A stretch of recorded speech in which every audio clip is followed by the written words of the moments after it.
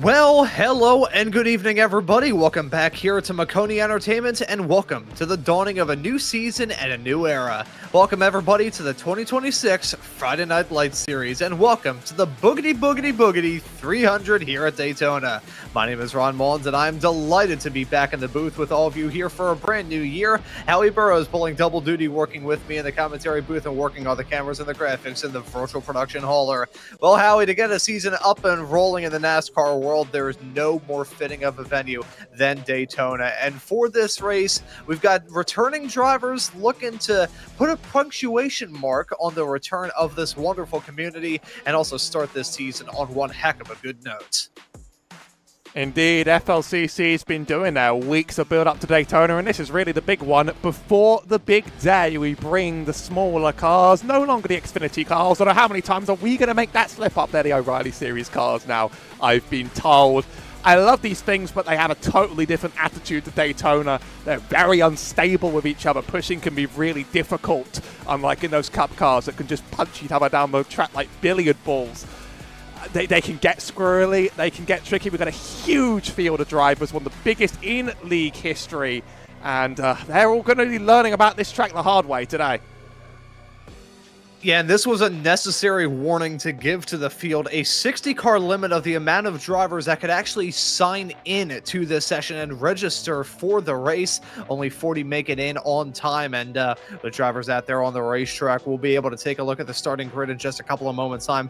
For now, though, I think we should probably give a little bit of context as to what we're going to be seeing throughout this season. Of course, this is O'Reilly Series competition, formerly NASCAR Xfinity Cars. We are going to be following the real-life O'Reilly Series season in terms of the races and in terms of the distance as well, full-length races. And this is the sister series to the bigger series, the full-length Cup Challenge, which you'll be able to catch the Daytona 500 for in about 24 hours time, only here on Maconi Entertainment. And a wonderful schedule of races to look forward to, a wonderful amount of prizes up for grabs as well. $500 going to your series champion by the time of the season finale, all the way in November the 8th when we rock up to Homestead for the season finale.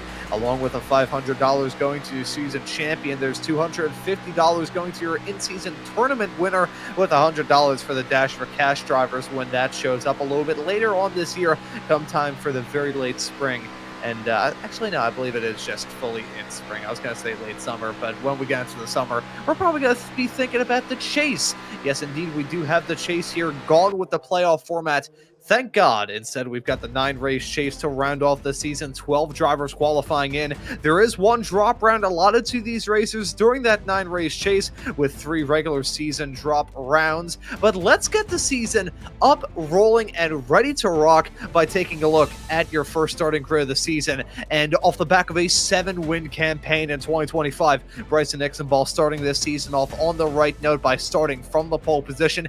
Casey Graves set to join Bryson Nixonball on your front row. Looking right behind them in row number 2, it is Justin Hall alongside Jeremy Brown, the 1 and the 06, looking to prove themselves. Keep an eye on that Team Connie stable. They were quick throughout last year. Kevin Zosiak has got to start this race in P5 alongside Jonathan Delaney, a one-time race winner from the 2025 season. And right behind in P7 is Daniel Wiles alongside Eric Wineland, another one-time race winner from that season. Had a pretty deep playoff run after winning the playoff opener at Bristol. And then rounding out your top 10, we have Larry McDonald alongside Dave Hoytsma. Howie, how about we look at the field inside the top 20, but outside the top 10? A lot of cars here, so I'm going to have to start keeping the pace up. We did get all 40. Cody Bird makes 11th next to Cliff Mullins. You see some of these cars having identical times on the board. Jacob Simpson is next to Kyle Amon. Matthew Boston Wheeler is next to Mason Nat Lowry. And Brian Workman is in 17th next to Joseph McWhorter. His car's starting to rev up right next to me. You never really know what you can here. Tyler Hunter is in 19th next to Bill Harlan, 20th. Yeah, and then looking outside your top 20, it's Jesse Winslow in P21, Charles Eaton in P22. Looking right behind on your 12th row, it's Steve Benjamin alongside Tanner Marty. Right behind in P25 here in this race is going to be Eddie Rose alongside Tim Phillips, starting this race in 26th place. Row number 14 will be Rich Kleiman alongside Nathaniel Pollard, drivers that we saw somewhat often last season, as with the case of Hunter Trull and Michael Menard, who we did not see last season, at least to my memory. Starting at P31 will be Ryan Wojchnau alongside Brandon Hunsinger. At P33 will be JC Gibson alongside Alex Princeton, and then right behind him, P35 will be Wesley Naper alongside Tommy Gossett, starting this race in 36th. John D. Nichols will start in 37th, Noah Woods in P38, and then rounding out your 40-car grid will be Hunter Bogdan alongside Michael Deach. Some new names, some returning names, and some fantastic racing actions to look forward to this season. Quick little touch on the race format: 120 laps for the 300-miler that we have got here tonight. Stage breaks coming on the 30, so at lap 30 and lap 60. It's the end of the laps, to make that more specific. 4 tire sets allowed to these racers, 17x limit, and Howie, this is going to be a pretty wild start to this season. I have a good feeling about it, though. The small brother of the Daytona 500 first 2 stages is probably going to be on the simple side, although every point does matter with no win you're in this time around, and people are going to want to collect their stage points. That final run is when we hope to see green flag pit stops out of these drivers, of course, on the field. But you know what? You've never done a boogity. We don't have Kirk Mills. I think you should do it for the Boogity 300. Yeah, here we go. Boogity, boogity, boogity. Let's go racing here at the World Center of Racing.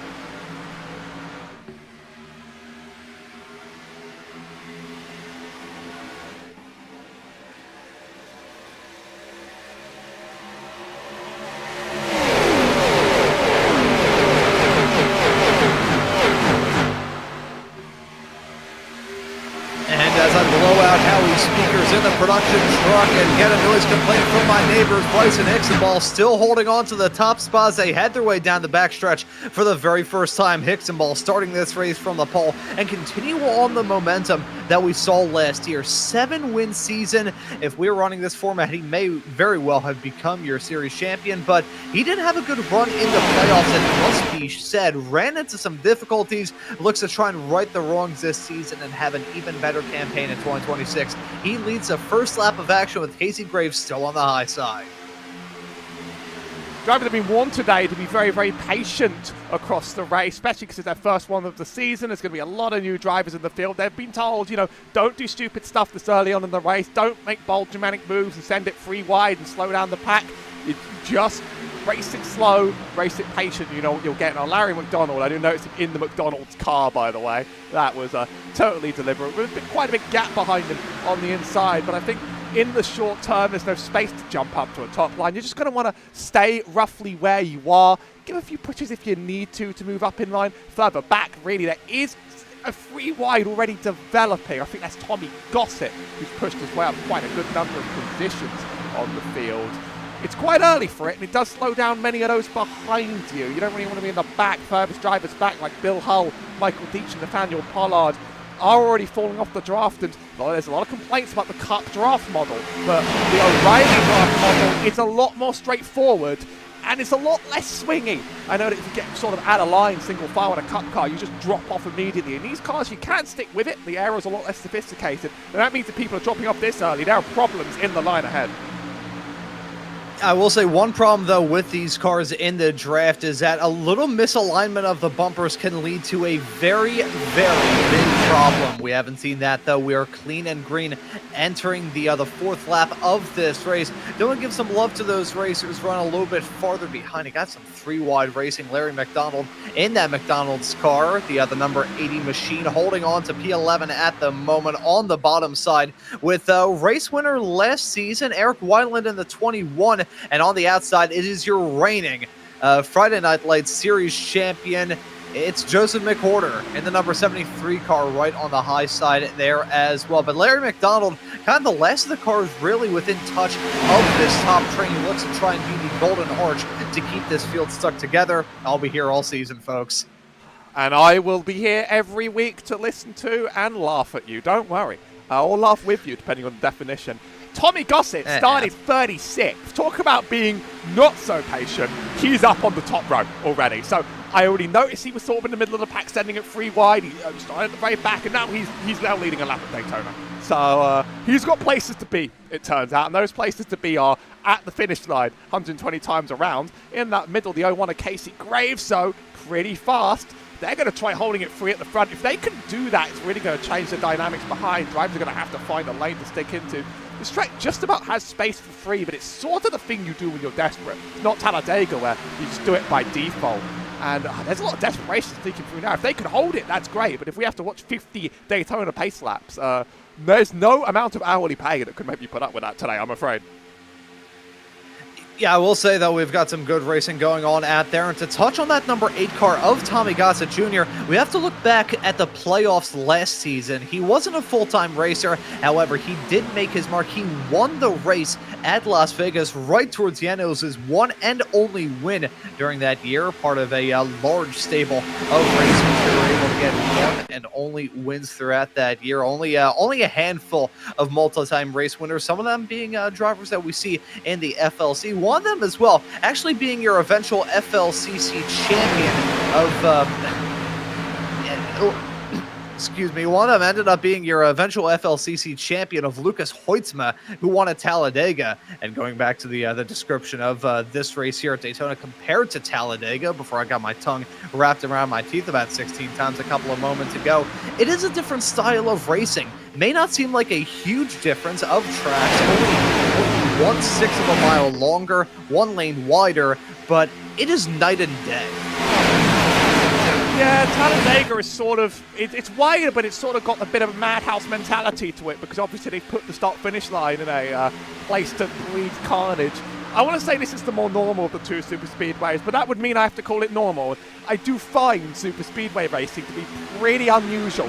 I'm a really, despite the accent, I promise you, those who hear me for the first time, I am a very big fan of the NASCAR vehicles, but I've never really, loved the plate racing, just because it's not what I get out of it. I love things like tire management. I love things like the lap-to-lap pushing. But it's its own entire beast, and you have to spend a lot of time learning it, a lot of time getting good at it. And I do respect the skills in that quite a lot. And they're both racetracks are pretty weird, but Talladega a little bit crazier, a little bit wilder. Always has the big one inevitable. Not always quite here, although likely we will be seeing cautions outside of our two allotted stage ones, of course. Had a bit of a drop back here from Tommy Gossett. He jumped all the way up to the front and then just sort of got left out to dry on free. It turns out pushing free for that long doesn't really work too well. Eventually you're just going to drop off the back and we're back to double file. But he's going to be happy with where he is because it's a 36th place start and he's pushed his way up to P8, P9. That's great. Eddie Rose started 25th. He's already up there as well. And I think Joseph McWhorter, 18th, up in 11th, has a few places.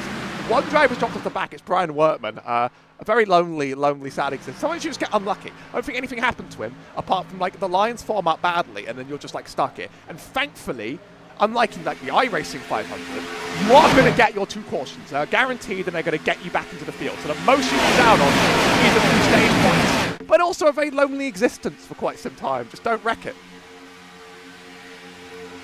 Yeah, I will say, though, in some occasions, especially a plate race and especially a season opener where everybody's going to look to try and start off the season on as best of a foot forward as they can manage, I wouldn't maybe want to be at the back at this point. I mean, it's crazy to say. You'd think, oh, yeah, you're not a true racer. You want to be in the fight.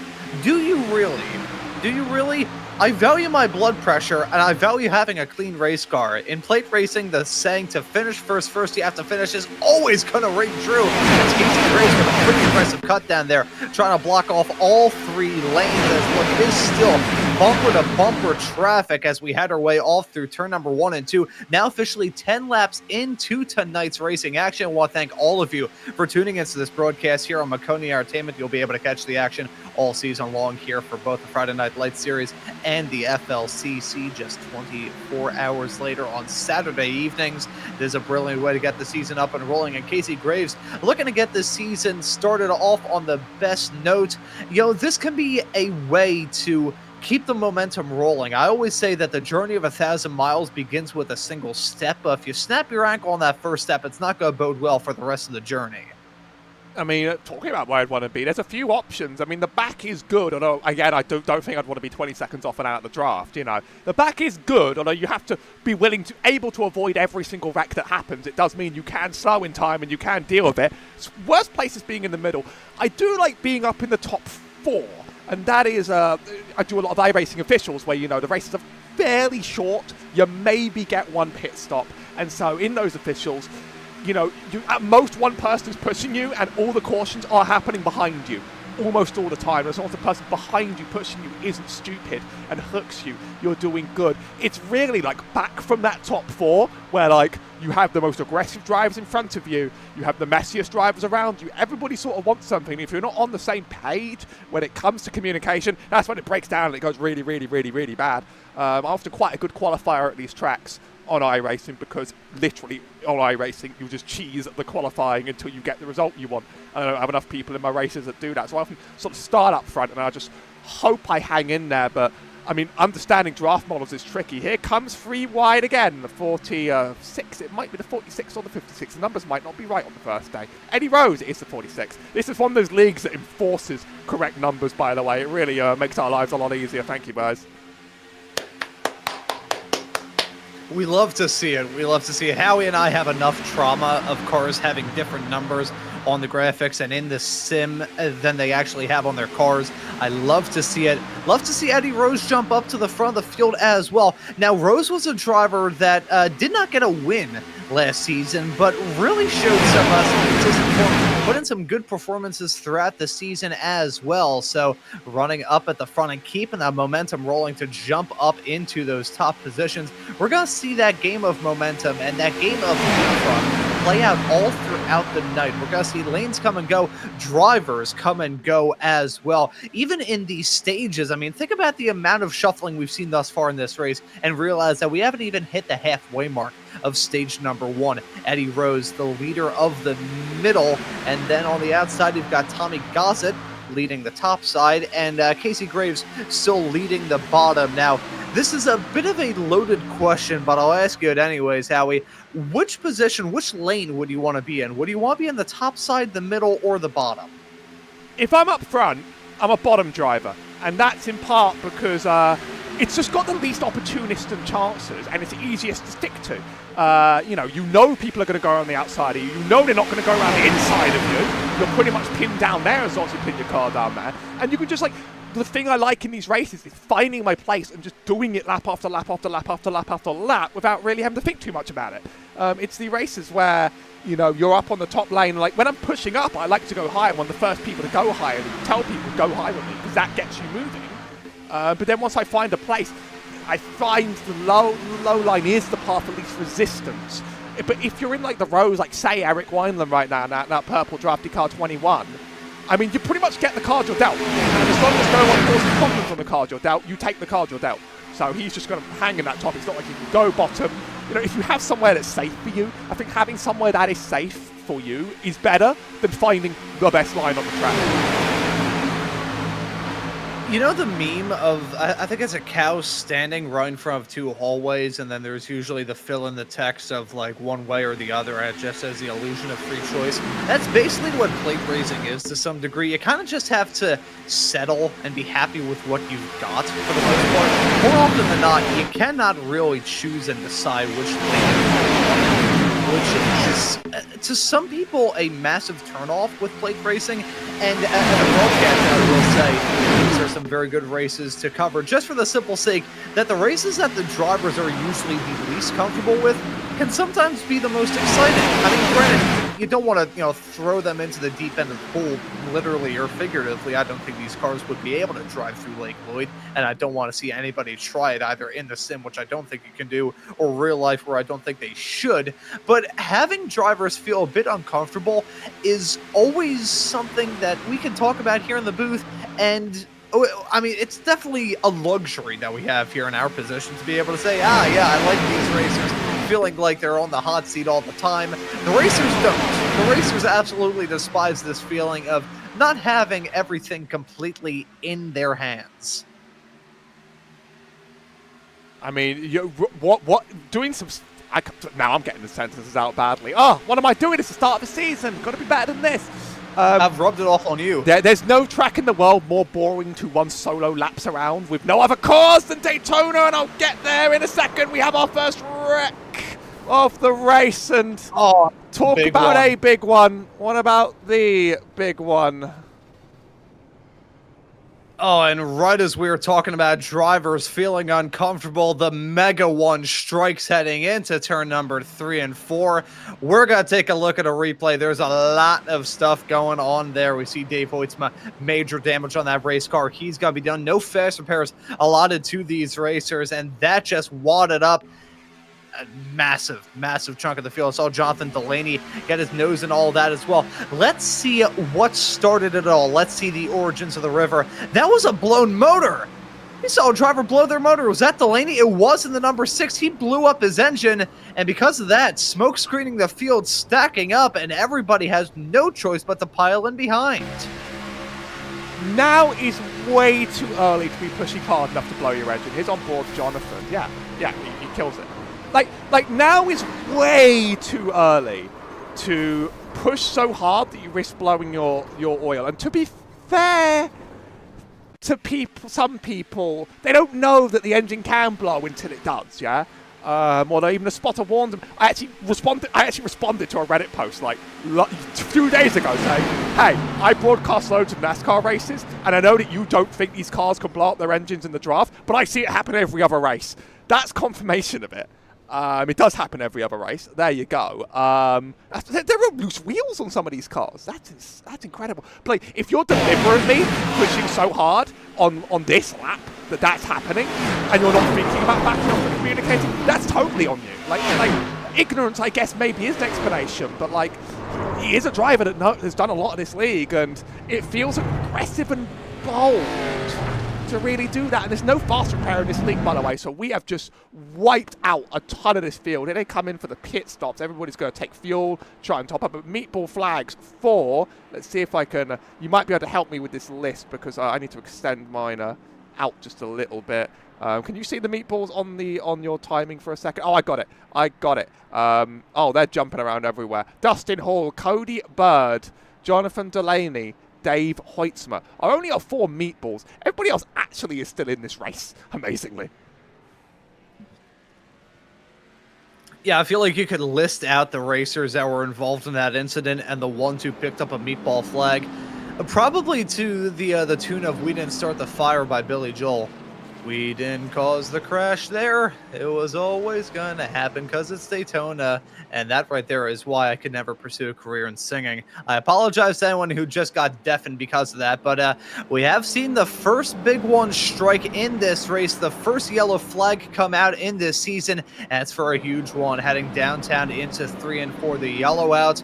19 laps on the board. We have yet to make it to the end of stage number 1 here. And once again, I want to thank all of you for tuning into this broadcast here on Maconi Entertainment. It's been a fun one up to this point, even for the racers who just wadded it up into turn number 3 and 4. So now we find ourselves in a tough position. I wonder what these racers may be able to pull strategy-wise. Certainly the racers who got damaged, they're going to have a very tough road ahead. But for the racers who avoided the chaos, which I granted that's not a lot of them, but the ones who did, could they maybe potentially stretch out their fuel towards the end of stage 2? That'd be running about 40 laps, and I don't see that being too disgustingly difficult. What do you think, Howie?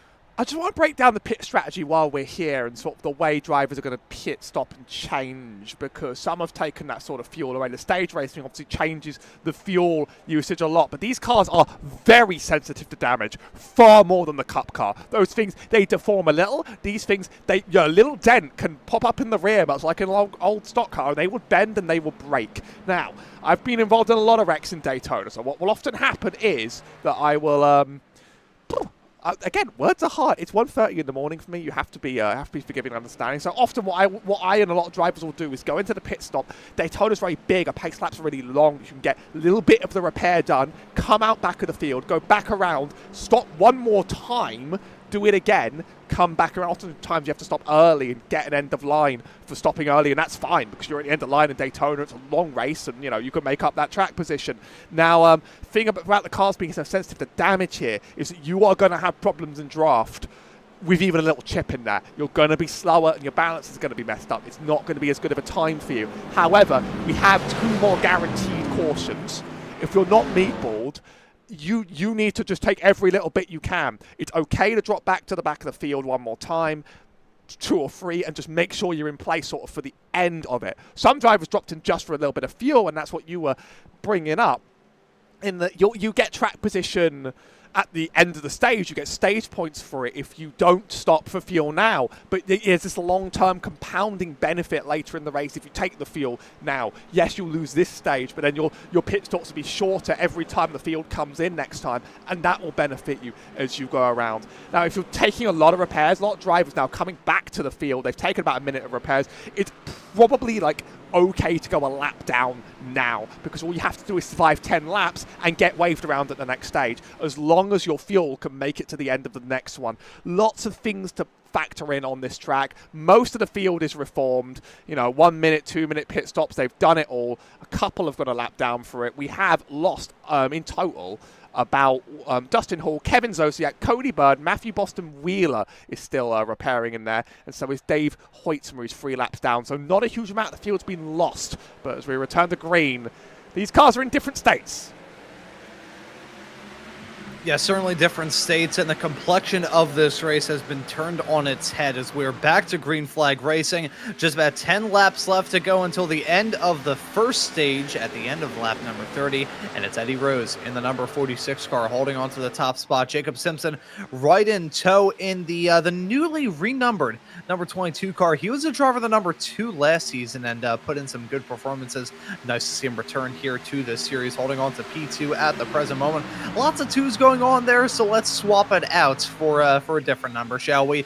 It's Casey Graves right behind him, P3 in the 01 car, with Daniel Wiles now starting to work with Graves. I was thinking that Graves and Hicksonball were going to be linked up, your front row sitters, but instead it's seeming that Casey Graves is just trying to do everything that he can to get up to the front. Now, it's still very early on in this race. We've got 99 laps left to go, for crying out loud, and the end of this first stage not even in our rearview mirror. But you do have to make some friends, or at least have some friends to fall back on come time for the end of this. So I'll have to see if Casey Graves ends up having anybody to work with come time for the end. It's a race shorter than the 500 miles of Daytona. It's 300 miles instead, and that's a significant cut to the lap count. But that's certainly enough time for you to work out who your friends are. That's someone dropped back in line. It was a car with a 7 on it, but it was Bill Hull, almost Joseph McQuarters' number, but I know that Joseph's car doesn't have the American flag all over it. So some drivers just getting out of line right now, dipping out. You can see already the pack is so much smaller, and this is just the effect of snowballing damage, little bits of dents and chips in cars, meaning they're not going to stick to this field. You're going to see them come down the pit lane again on the next stage, repair everything, and you can repair most of the damage if it's just aero damage at low speed. You can get away with even some wheel damage you can get away from. Not really holding that bottom line, Eddie Rose. I thought Casey Graves, just Jacob Simpson behind. It's Casey Graves next to him. Thank you, Karen, which is on the side. I wonder who put that there. Thought he was going to try and maybe get under, which would be a bit crazy at this track. But if that lane gets totally opened up, you're going to have to do what's given to you. Yeah, we talked about before the yellow, kind of having to play the hand that you are given with plate racing as it's really getting close. I thought that Eddie Rose was potentially going to get turned by Jacob Simpson, as it was really misaligned there as they headed their way out of 3 and 4.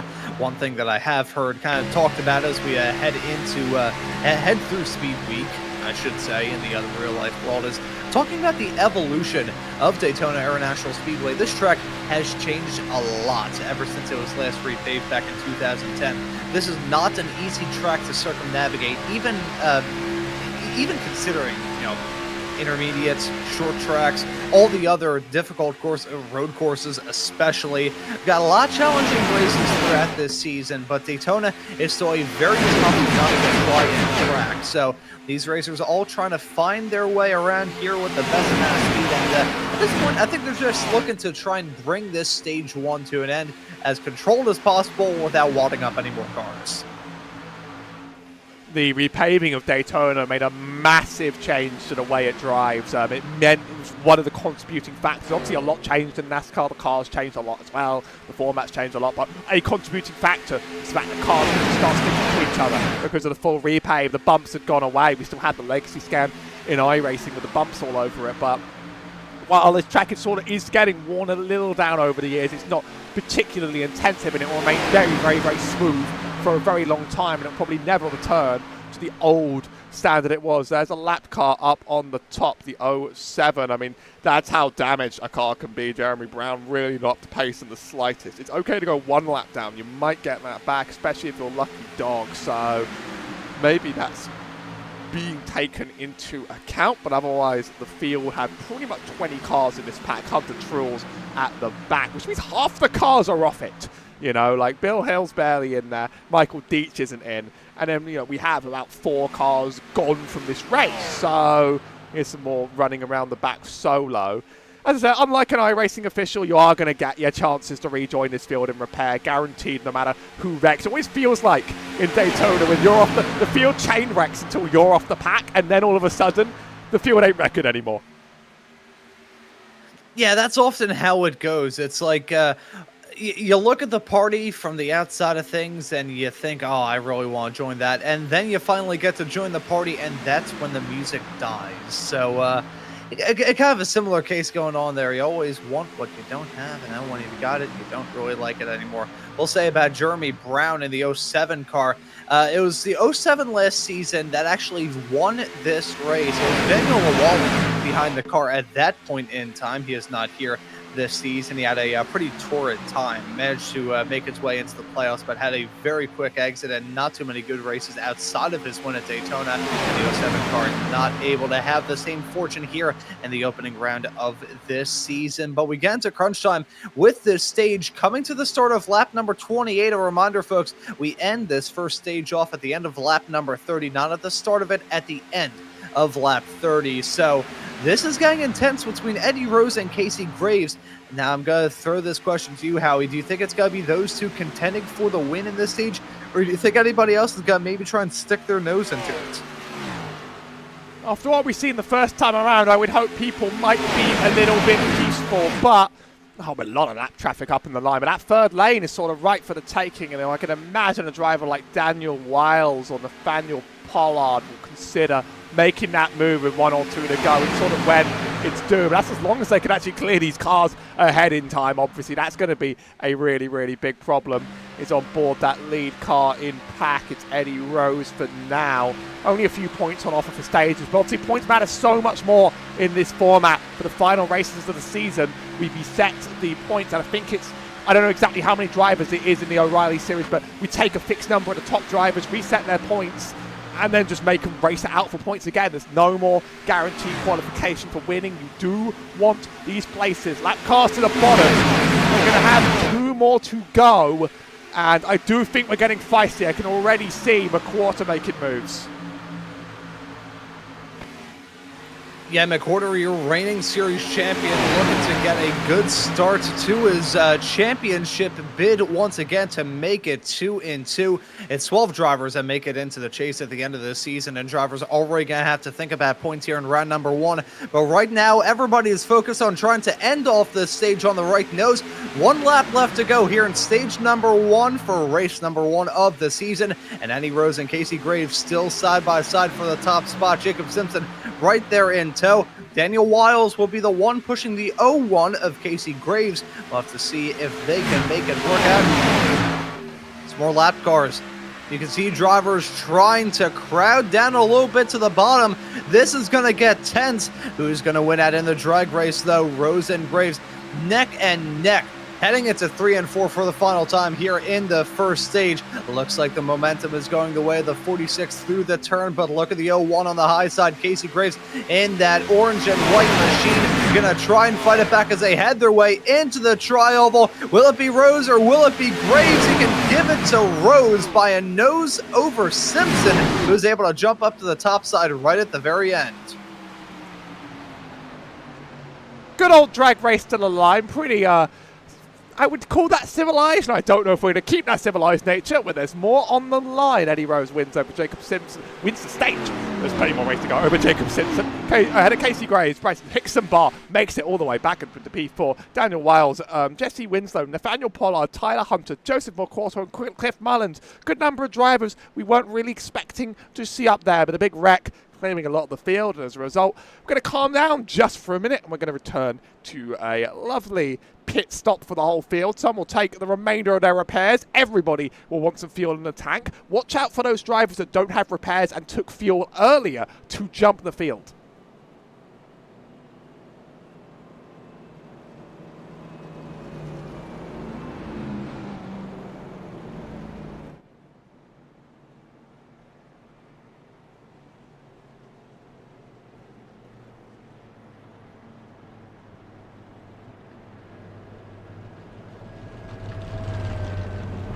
And yes, I was. That right there was me being muted. First time that's happened thus far this season. First time that's happened in a while there. I need to etch it into my head that the red light on my mixing board means that my mic is actually not going out on the air.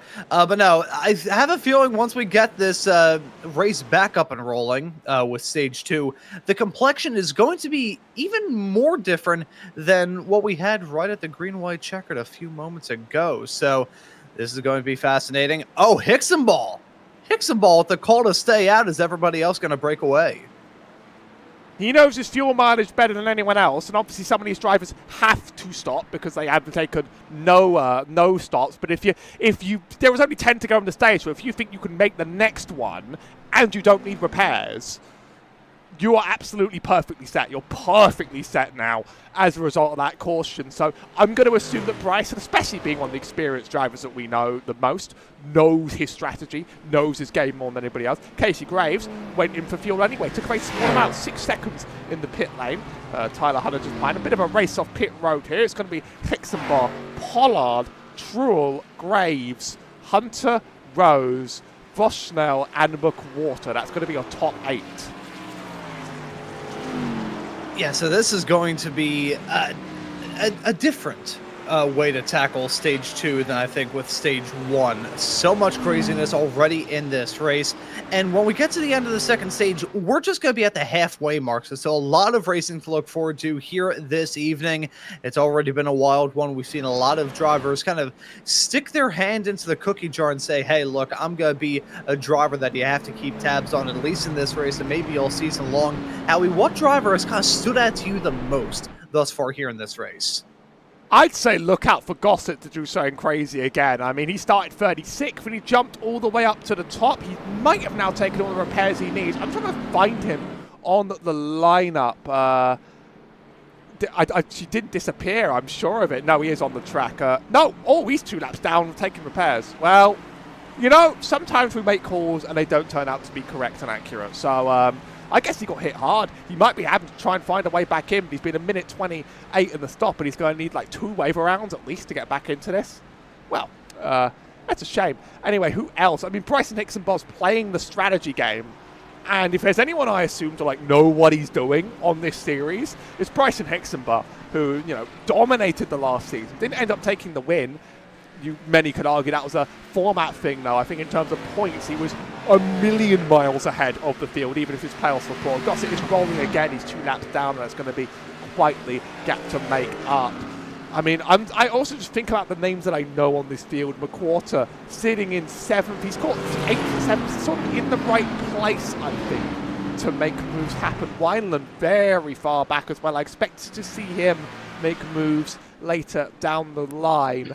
We have fewer new drivers than we do have in Cup, but we do have a few. I believe the first one I do have no recognition of is Ryan Voshnell. He's the first driver I just never recognised at all in terms of name, and I've done a lot of this series. He's up in P7, doing pretty good for himself. Yeah, and I'm keeping my eye on him primarily because he has a number 2. That was my own number. Still is on iRacing and was for the 10 years I spent in karts. So keep an eye on him. Gonna be restarting this race right behind some very familiar names that we have here in the series. Either ones from last season, like your Hicksonballs and your Truels, and other racers that have kind of made a name for themselves already here in this race. Primarily Graves. That's a driver that stuck out to me the most here tonight, and we'll keep an eye on that as we get this race back up and rolling. Glad to have you with us for the kickoff of the FLCC Speed Week. We have the 500 tomorrow, of course. the full-length Daytona 500. There's plenty of them happening this weekend. Of course, you may have done your own in iRacing. There's other leagues that have done their oin, but this is the only one that is a part of a significant and full-length NASCAR season. So it's just one in the incredible league of incredible drivers. It's here at the same time next week on Maconi, and same time tomorrow on Maconi Entertainment even. We're going back to green, though, for these O'Reilly cars. And we are out once again. Stage 2 racing beginning here at Daytona. Nixon Ball holding on to that lead at the moment. Hunter Truex right in tow now. Hunter Truex was a driver that stood out to me a lot last season. We talked about him having a pretty all right run in the playoffs, was a force to be reckoned with in some of the Dash for Cash races. So come time for that a little bit later on in the spring, we'll be keeping an eye on that number 71 car, be assured. But look at Casey Graves hooked up with Eddie Rose. That's a dynamic duo. We were talking about Graves maybe running into some grave trouble, trying to find a car to hook up and be a drafting partner with. I think that number 46 and that 01 go together like two peas in a pod. Worth noting another thing about this league, of course, that applies to Cup 2, is that a lot of the cars run in big teams, and it's an open setup series. You have major representatives from all the setup shops running in big teams. And this is a big deal because different Daytona sets aren't just like faster or slower than each other. Maybe in iRacing officials, you'll get what is meant to be the fastest setup. Once you have like teammates with you, different ones are meant to do different things. And if you're working with an in-house team, you really sort of find out what your setup's meant to do. Some are meant to lead their teammates. Some are meant to push their teammates. Some are meant to hang in particular places over the course of the race. You really, really customize these and make your car do a specific goal out there on the track and then work together with the people you've come in with to get the result you're looking for. So it's another reason teamwork really just sort of applies here more so than anywhere else. And just it's heavy on teamwork and it's heavy on the unique setups being different. Who knows who's the fastest? I don't know myself well enough to know who's the fastest. What I do know is they're all going for a different aim. The teams know better than us, and they're going to be playing around better than us. Yeah, and that's one of the reasons why that Team Conti stable is always so compelling to keep an eye on here in these races. Won a lot of races last year. Adam Benefiel, who was the second most race win driver last season. That was terrible grammar, I apologize. Got the second most amount of wins, only behind Bryson Exenball. Those two were the main championship contenders throughout most of the campaign. They're the ones battling for the regular season championship. They had, they shared 12 wins between one another in 33 races. They were quick. I believe that both of them, at the very least, most certainly Benefiel, running on Team Conti setup. So that Team Conti stable is one that we always have to keep our eyes on. I'll probably get this information following this broadcast and heading off into the next one, just how many Team Conti setups actually powered drivers into victory lane throughout last season. They're quick, and usually, especially at these plate races, they have that bit of teamwork. Everybody knows kind of what the deal is. Trying to have two cars that could be driving very differently, be geared a little bit differently, lots of different circumstances and lots of different things and permutations that may play out between one setup and one car and another team's setup and car. You're trying to fit that together is like hammering jigsaw pieces together.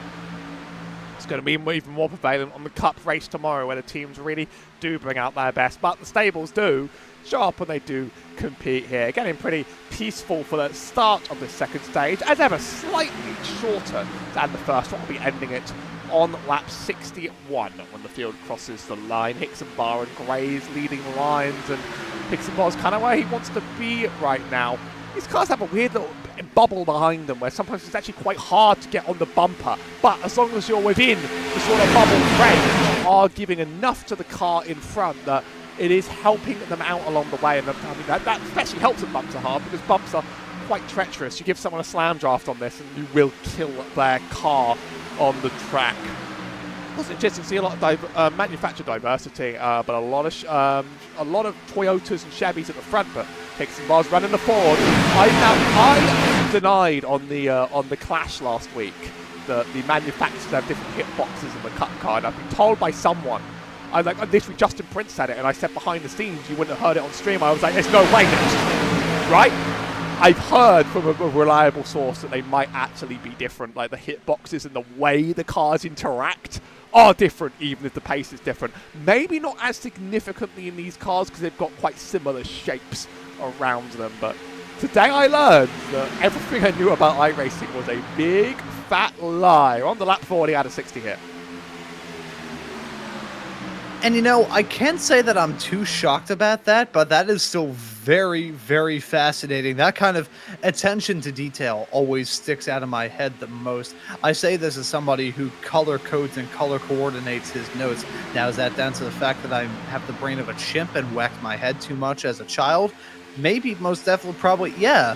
But I also do a lot of video editing, and I know that small little details can make a world of difference. Even in just doing stuff in Photoshop, making video thumbnails and stuff like that, I'll be able to spot like a couple of pixels of black on a sea of white. I'll still be able to see that right in the corner, and I'll be able to detect that almost right away. That sort of attention to detail, it can help you out a heck of a lot in some of these races. So keep an eye on those racers who are more detail-oriented with these more analog cars compared to their Cup counterparts. As eventually making Xfinity Series its character, it is still down to its core, down to its roots in the world of stock car racing, a little bit more than the Cup cars. I mean, I love the Cup cars. I think they're very cool, but this series, you'll love to see a bit more analog style of racing, but no, it's pretty cool to hear that iRacing keeps it down to the details with the other hitboxes on the car. I did not know that until just now, so Howie, I appreciate that information. It matters a lot more for the Cup cars, especially they've just changed the Chevy hitbox as well. So with the new Chevy, which is now not even a Camaro. I mean, they're calling it a Camaro, but actually, I have, it's a Chevrolet NASCAR stock car because they don't actually have a car to base it on anymore. Rest in peace. I mean, there's the Supra. They're not making production Supras soon anymore, which number one breaks my tiny little heart, and two, that's leaving Toyota out of a problem. But I guess the rule that you have to base it on a real car is sort of like optional now that like the next gens are so tied in with the OEMs. It's not really like you bring your own cheated up car. It's more like you have to do what NASCAR accepts. So I guess in that case they're willing to sort of stretch that rule just a little bit. I'm curious to see what Toyota end up doing next. I mean, it was weird. That thing is barely a Supra. Yeah, like I know these things aren't really what they're meant to be, but I think the Supra is the one that is pushing the limits of like believability the most. I can believe that that's a Camaro. I could even maybe believe that's a Mustang. I do drive the Toyotas and everything. I could almost struggle to believe that that's a Supra,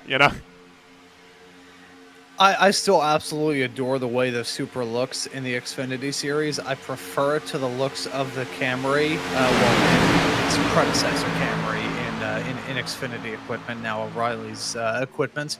We're going to be making that mistake a lot throughout this series. Throughout the season. I will assure you that much right off the bat here in the season opener. See, this may be a controversial take. I like the way the Toyotas look in both Cup and O'Reilly's compared to their Chevy and Ford counterparts, and that pains me to say as a GM guy. I mean, my car that I drive on the road when it's not like snowy and salty and in the winter or in the dead of summer because the air conditioning doesn't work anymore is a 1985 Oldsmobile Cutlass. I love that car. It has about 90 horsepower. It is the slowest thing ever devised by man. Probably the slowest car in the entirety of the street that I live on, but I absolutely love it. But it pains me to say that the Toyotas just look cool in both the Cup and O'Reilly series. They're just awesome looking race cars, and isn't that the main thing with racing? They've got to look cool. Not only go fast, but they got to look cool while doing it. I'm a triple Toyota buyer because I don't really have like sentimental attachments to like American manufacturers. I have I know that American Toyota is nothing like JDM Toyota from Gran Turismo back in the day. Like they're just separate beasts entirely. But at the same time, like I sort of have that in my heart that they're the one that stand out and they're the one that's different. That's Eric Wineland up down the road. You can see that he has not repaired that car to his satisfaction.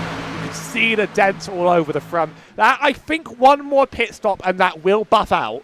But until then, he has to go a lap down, and that's probably okay because he's due to be the lucky dog for now. He hugs the top side, but you can see even that little dent to the front end of the car just kills you. You're just not catching up to anyone in the draft whatsoever, and you're in big trouble. The Cup cars don't really react in this way. The O'Reilly cars, I got it right, would you believe it, do that. Oh, a little bit of a wiggle on the top. The 53 struggles to react. So does the 41. He's getting shunted into the wall. He's taking even more damage. He probably will be okay, but that is not how he wanted to get lapped by the field. Yeah, and that was a chain reaction, kind of crowding down a bit, forced the 21 to make contact, and that just snowballed out of control from there. Things going from bad to worse. Small little bit of damage turning into a major kerfuffle.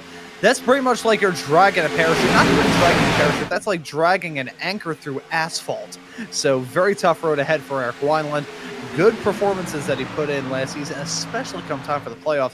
Got in by the skin of his teeth in the regular season finale at Gateway, and then put on some stormers of drives, including his one win at Bristol in the playoff opener 1 year ago. So we'll keep an eye on him throughout this season, but certainly here in this race, he's got to be on the back foot as we move farther along. Currently on lap 47, it's still Casey Graves on the bottom side, being the Pied Piper of that line, and then Bryson Ixenball, the Pied Piper of the top side now. Getting it to crunch on about 13 laps left to go here in this stage, and it has been, I was going to say it's been a bit more tame. I don't want to jinx it. I mean, what caused the first caution? It wasn't someone making a stupid move. It was a blown engine that chain reacted to the field. So we haven't actually seen anyone risk the field's death on a stupid move so far. I mean, by the end of the race, I imagine that might change. Although we have seen, I recall Atlanta last season where we did see a race that sort of was very relaxed and went down to fuel at the very, very end. So it's very possible that nothing could happen in this race. I want to get back to the point I was making back when that wreck happened, and that was about running out there on your own. Problem is that there's a lot of tracks that are really engaging to run on your own. Imagine like running on your own out of Iowa. You could probably do that for half an hour and not get bored because it's a challenging track to get around and manage your tyre wear on. Fortunately, if you're out of draft on a track like this, you are probably having the most boring time you could have in a car and iRacing. I mean, like, really, Daytona is made alive by the cars you're alongside, isn't it? Like, it's not really made alive by running hot laps of the place and trying to hug that bottom. So those damaged cars, I mean, they certainly want to at least have someone to play with. Even one car is like, cool, we're doing something together. You know, that beats nothing at all. Yeah, I gotta say, Howie, and this is honest, running by yourself at Daytona, it's pretty much like being in a room with no lights on at all, with just an angry box fan as your only form of entertainment. That's basically it. You're just there by yourself, change of scenery, a little bit of steering movement, and that is all. That sounds like a way to maybe torture somebody. Forget like waterboarding or anything like that. For the prisoners in Guantanamo Bay, you just need to put them in a NASCAR stock car at Talladega and just make them run by themselves for an hour and a half, and you will be able to get any confession you want.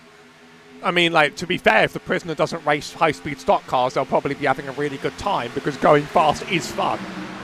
It's probably a bit less cool in the sim, where you're just sitting in your seat, just sort of waiting for the days and days to pass. I tried the Daytona 500 like 4 times last year, and I only finished once, which is making me sort of like dread trying it again. I don't really know if I want to. Back to this pack, and it's been pretty stable. No one's really tried to push up and make crazy moves. Bryson Ixenball and Casey Graves still up on that front row, getting pushes from Eddie Rose there on the outside, and Hunter Truex on that inside, respectively. 73 and 2, just further back. Very, very few. I mean, technically, the overlay is saying people are passing each other, but that could just be one lane moving ahead of the other. I'm not seeing anything dramatic out of these guys, but it's probably what they want. Here's our next car, though. It's Zodiac. Kevin Zodiac, 4 down. That's a janky front. That's a front of the car that's not doing too well, and that's after already going many laps. He's actually 5 down on the whole field, so we'll see how well he gets lapped. This is a bit like watching multi-class lap traffic, isn't it? It is. I just saw some driver go a little bit sideways, a little bit farther in the back. Thought we were going to have another yellow getting into the final 10 of this stage. this is kind of like what goes on with the Daytona 24 if it was, the lap cars were GT3s and the GTPs were all running side by side at pretty much the exact same speed. It's still a terrifying prospect nonetheless, but regardless, looking at that moment, Mason Lowry drifting up into the side of the car on the outside of him, trying to identify exactly who that was making contact with. Very bizarre to see that. It looked like the front end just, I'm not sure whether the front tires had cookie sheets underneath them or exactly what the deal was, but either way, very close to disaster. And it was Tanner Hardy on the outside there. Thank you for the quick work to figure out who that was, and also saw a little bit farther behind it was getting a bit touch and go here as well.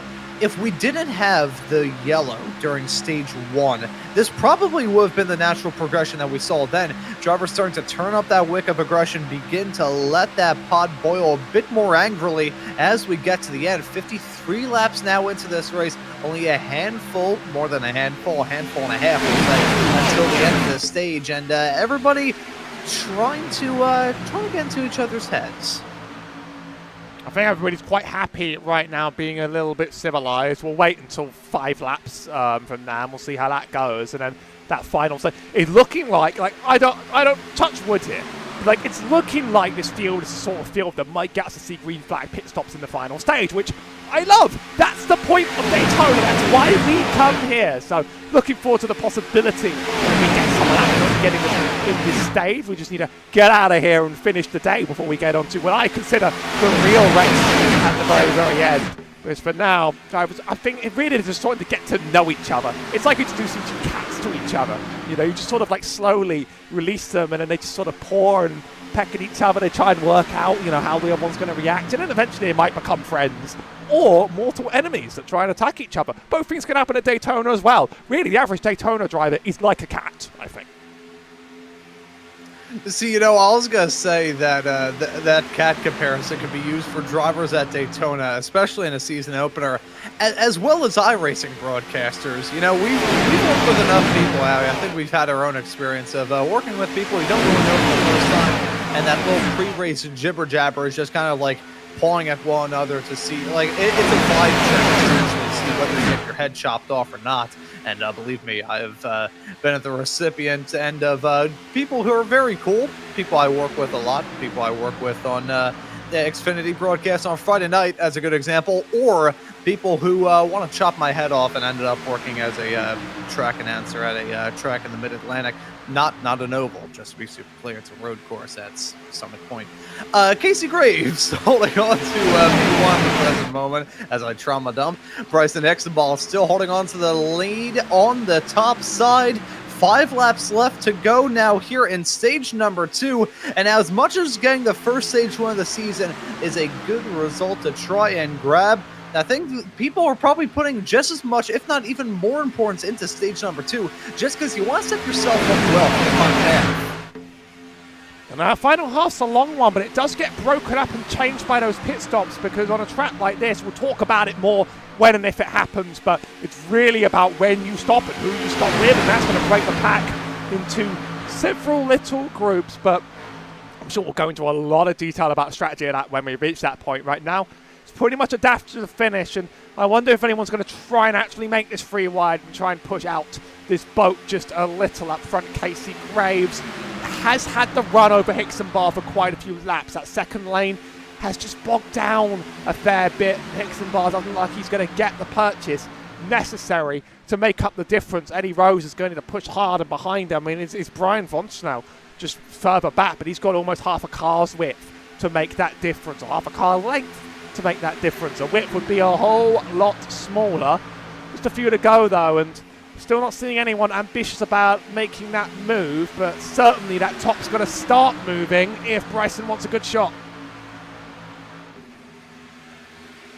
Yeah, it's going to be a bit more pitter-pattery out there on the racetrack. Drivers going to be going for some gutsy moves. We're going to start to see the momentum come and go. That's a driver getting abducted by a UFO. They hit 88 miles an hour a couple times, get sent back to 1959 for the first Daytona 500, but they're back out there on the racetrack now.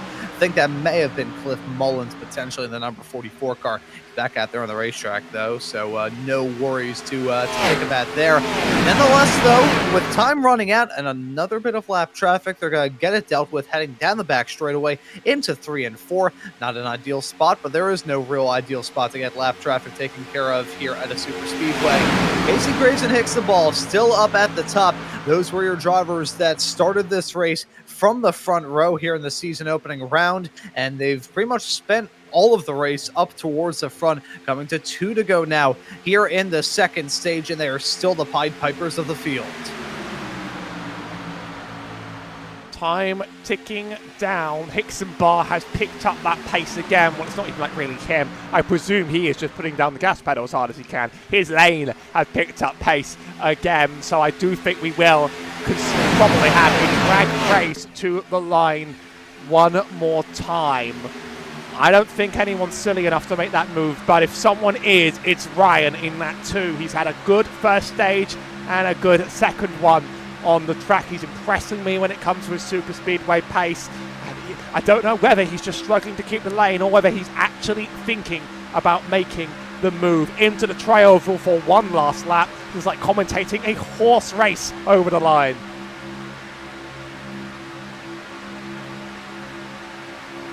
I was going to make a racehorse turning into glue joke there, but I thought better of it. Bryson Hixenball now getting the push farther behind from Eddie Rose. Going to get the nose out, heading down into 1 and 2. But look at the momentum playing once again by Casey Graves. Going to keep it rolling on the bottom. This is going to be an old school drag race as they head their way down the backstretch for the final time. Look at a driver breaking out a little bit farther behind. That's a gutsy maneuver. I think that's Kyle Amon trying to make something work there. And you know what? He's not completely stalling out on the momentum, just has no assistance there. Hixenball was able to jump down to the bottom in front of Casey Graves, and unless we see a major run from Eddie Rose, looks like that is going to give him the stage win here in stage number 2. There's Hixenball, your winner in stage 2 here at Daytona.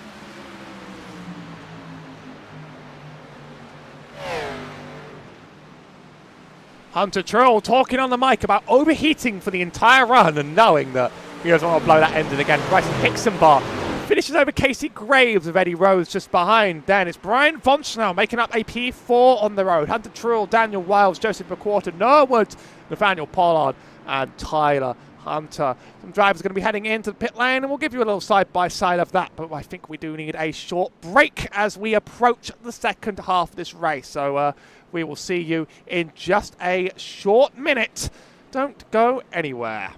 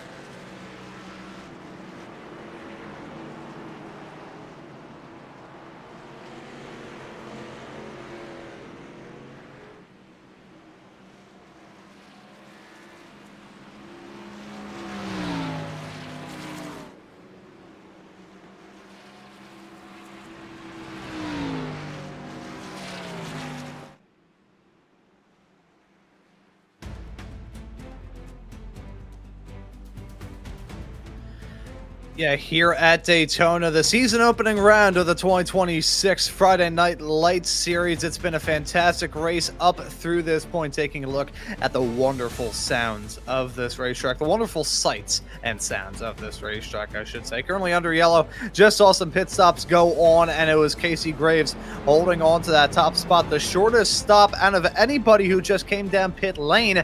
It's been the Graves and Hicksonball show for the most part, with some supporting cast rolls from the likes of Eddie Rose, Daniel Wiles, Hunter Trull in the number 71, and Noah Woods. But now, with about half this race still left to go, lots of questions left to be unanswered. Myself, Ron Mullins, and Howie Burrows taking you through the action here tonight, with Howie pulling double duty in the virtual production hauler.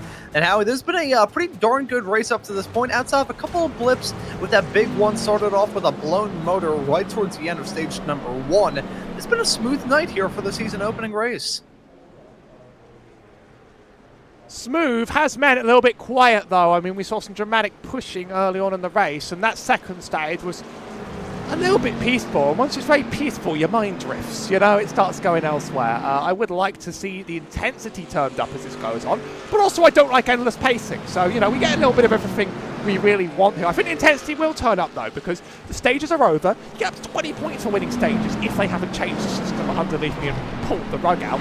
Now it's big and now it matters. Significant points on the line for taking these wins. You get big bonuses for winning, even if you're not in straight away. You want to take that first place over the line. That's what really matters. And also, if this field's going to keep running green, we will get the reward for green flag pit stops. We change everything at Daytona. They're the most exciting part of the race.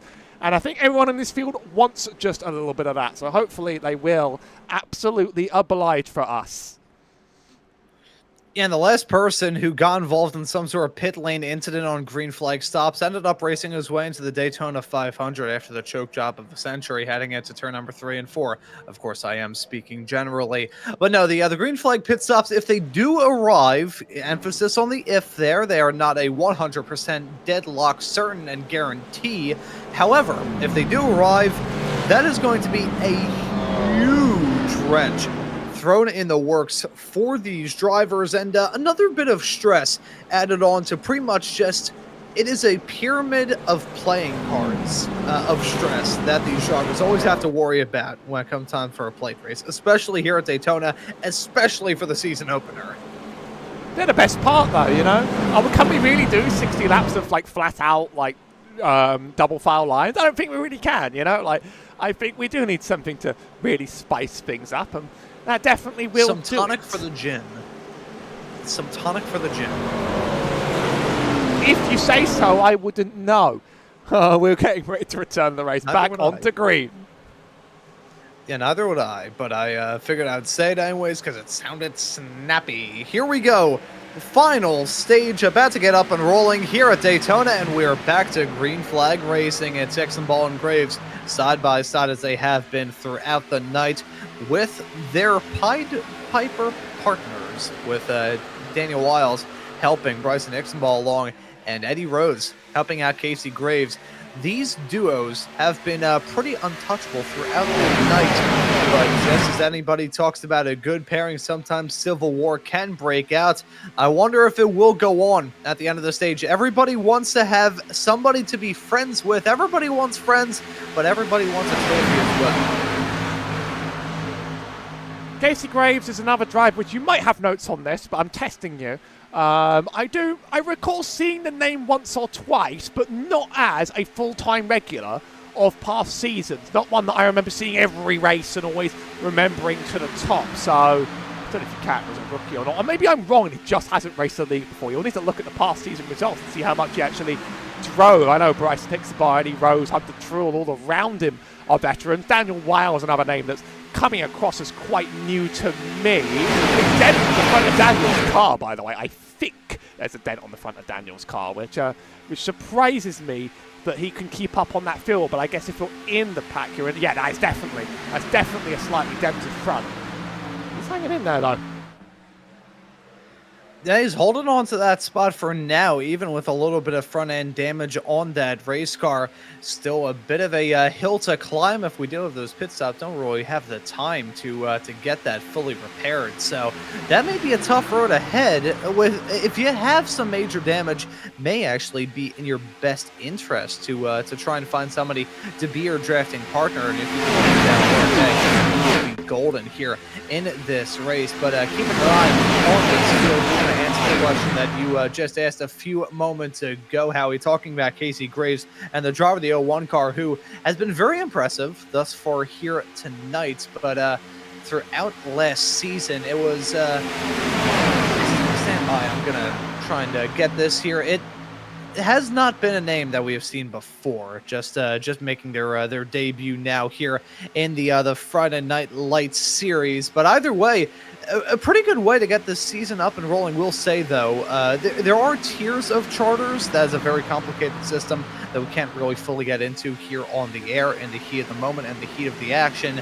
But a tier 2 or a tier 3 charter driver cannot actually win the prize money at the end of the season, although they can qualify for a stage point. Well, they can qualify for the chase later on this season. Part of my misspeak. That's Daniel Wiles deliberately pulling out a line. He's noticed the damage. If he was listening in on the stream and just heard he had damage and decided to leave because of that, I'm really, really sorry. He can confirm that on the iRacing voice chat and I'll hear it. But yeah, he's deliberately pulled out. He's told people, go around me. I'm damaged on the front. I thought he was actually keeping pace remarkably well with the field, but he's going to hang back, see if another caution falls this way. Now, obviously, there's no guarantees and promises. Now it's literally just like if the field wrecks and you don't get wrecked, you're in a good position. That's allowed Noah Woods to join this game. Nathaniel Pollard and Tyler Hunter also on that top line. And Eddie Rose leading it out by quite the margin. But already that 56 all over the rear bumper of Hunter Trill. That's going to be a nice push. That's one of the first big ones we've seen so far. Not a huge amount, because pushing in the corners in these cars is dangerous.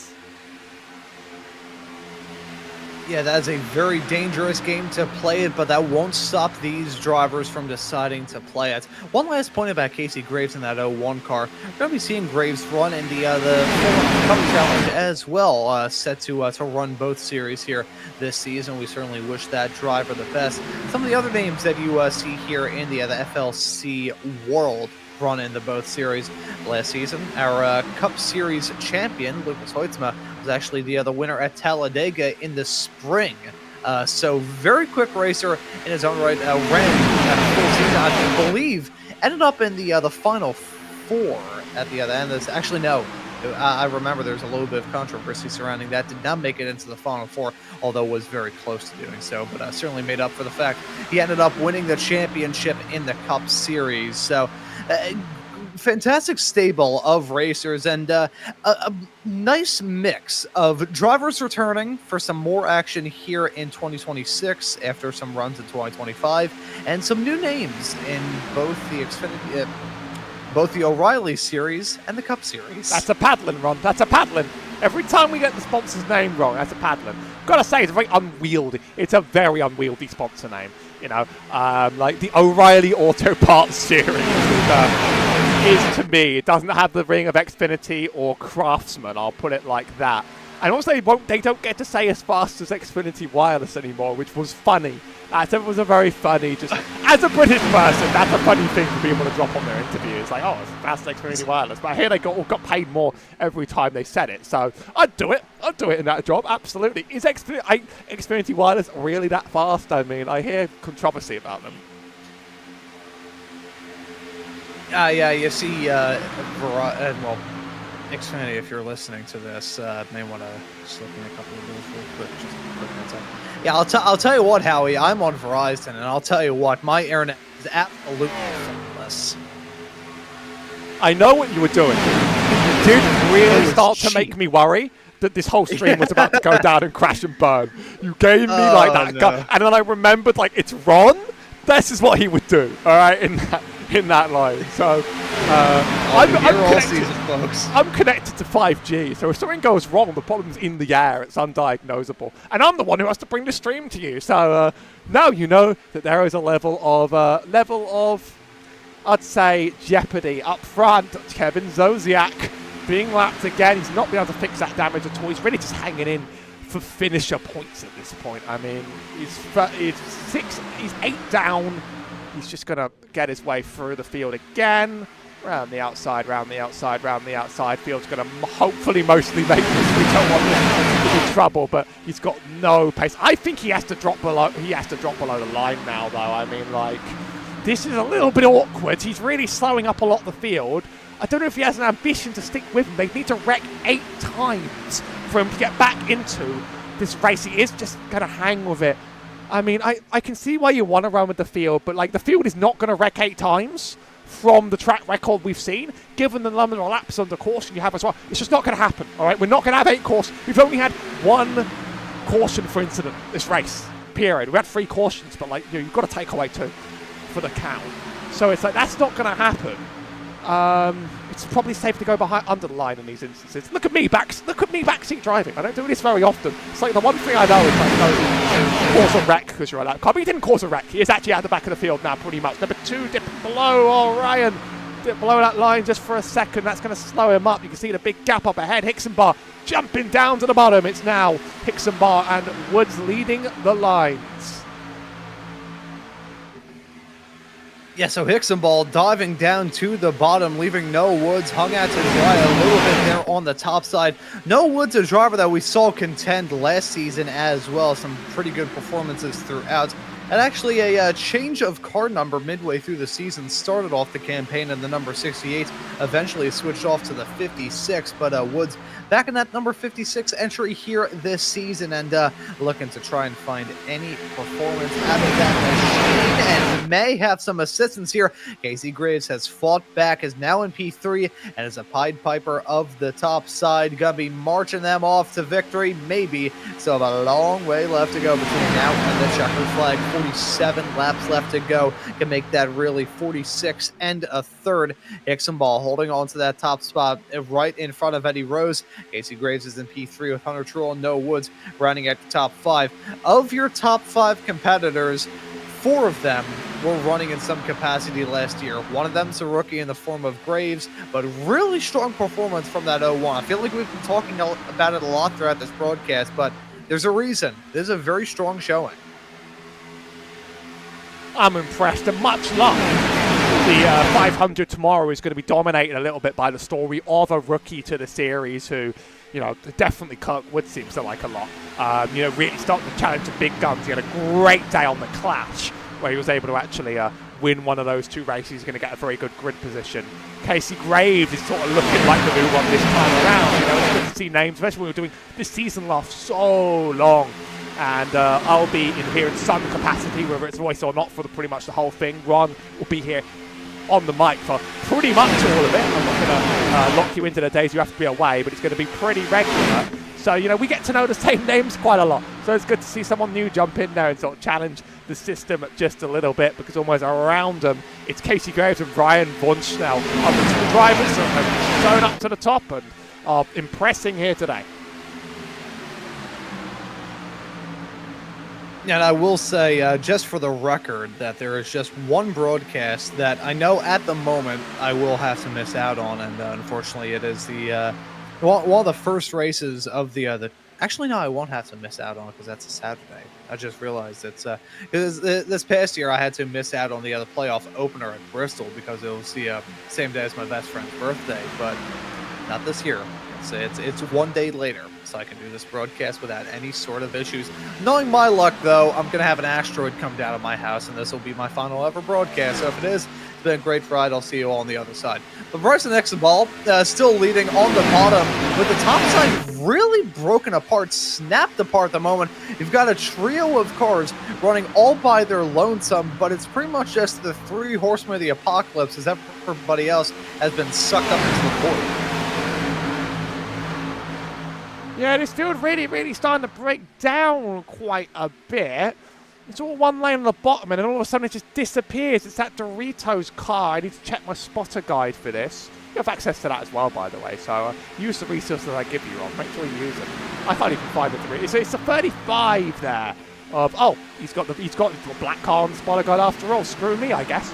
But yeah, he actually is in the Doritos car there. He was the one holding up, sort of not holding up, but he was the big gap maker on the field. And now he's finally the pack sort of compressed back together. There's Wineland again, slow on the outside, not really able to get the repairs he needs. This field, look at this field, it's just sort of moving around a lot more side by side down the straight than it used to.